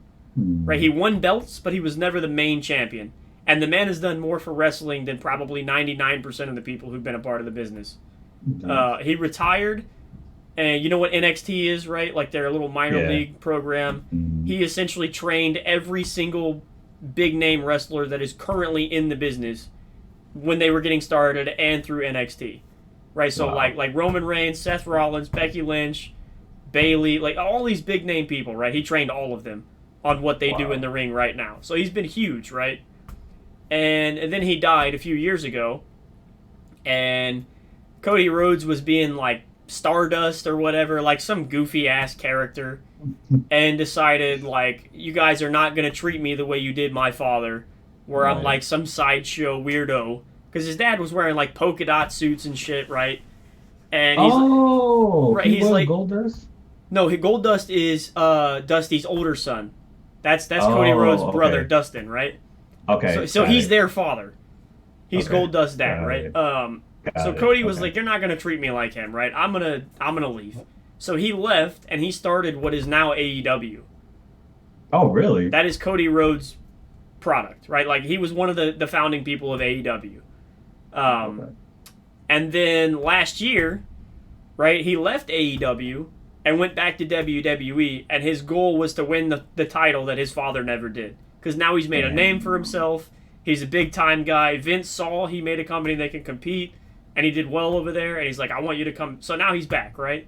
And his Yeah. goal is to win the title his father never could. So, does it make sense for him to win the Royal Rumble, go to WrestleMania, beat Roman Reigns, hold up the title, everything's great, everything's grand, hoo-ah, whatever, right? Greatest story probably wrestling's had in 20 years. All right. But, and hear me out, right? You know wrestling has heels and faces, right? Yeah, yeah, Roman Reigns has been a heel for 2.5 years, 3 years now, right? yeah. The man has not been pinned. Yeah, he's been the Oh, champion wow. for like 2 years or so, like 1,000 days almost, right? Has not been pinned Wow. that entire stretch. And he's been the champion the whole time, right? So like not Dude. even like full count, just like got him on the ground to a pin. Dude, tell me the greatest heel move of all time would not be this dude's story against you as a heel being unbeatable. And Roman Reigns has been the greatest thing in wrestling with his bloodline storyline and all this stuff going on. His brothers, his cousins, the Usos. Remember Rikishi, the big fat guy, used to put his ass in people's face? His Yeah, stink face. sons, right? And Paul Heyman, they've made like this bloodline thing. It's been the greatest story in wrestling by far over the last year, right? Hottest thing out there. Dude, if he was to go in and somehow, like, maybe his family comes in and cheats or whatever, right? And just beat the living piss out of Cody Rhodes and beat this guy, right? And just shut down that whole story. That would be the biggest heel move in the history of wrestling. It would bring so much heat on WWE for not letting this dude win, you know, and like give the kids what they want to see and all this. I think it'd bring in way more fans. And the amount of sympathy that it would create for Cody Rhodes to win at some point later would be insane. The amount of fans that they would create for Cody Rhodes.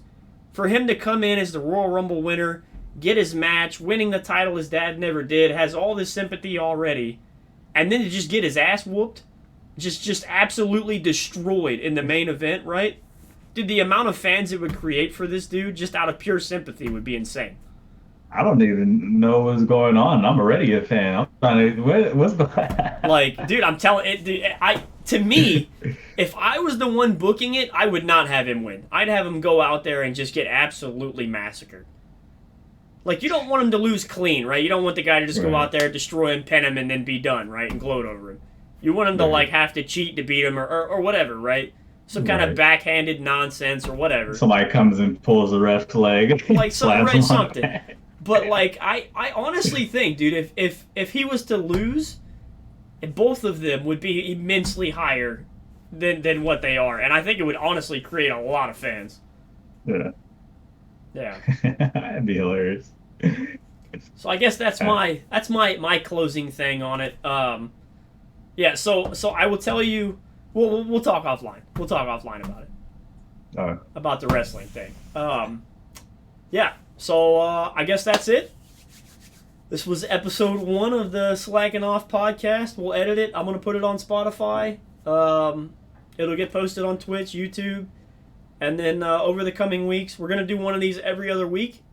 The 1-2 weeks from now is going to be gaming based. It's not going to be sports. It's going to be esports, gaming based, gaming news, gaming competition, right? What games are coming out. If you guys don't know, the man down here to you know, the bottom, was that left on the screen you're looking at? He does do budget for a pretty big company. You guys might have heard of him.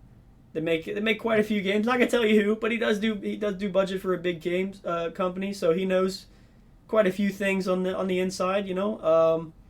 So we should have some pretty cool news, pretty interesting things to put out, and yeah, look forward to it. So I will see you guys. I stream every day on this channel. Well, pretty much every day, right? Generally.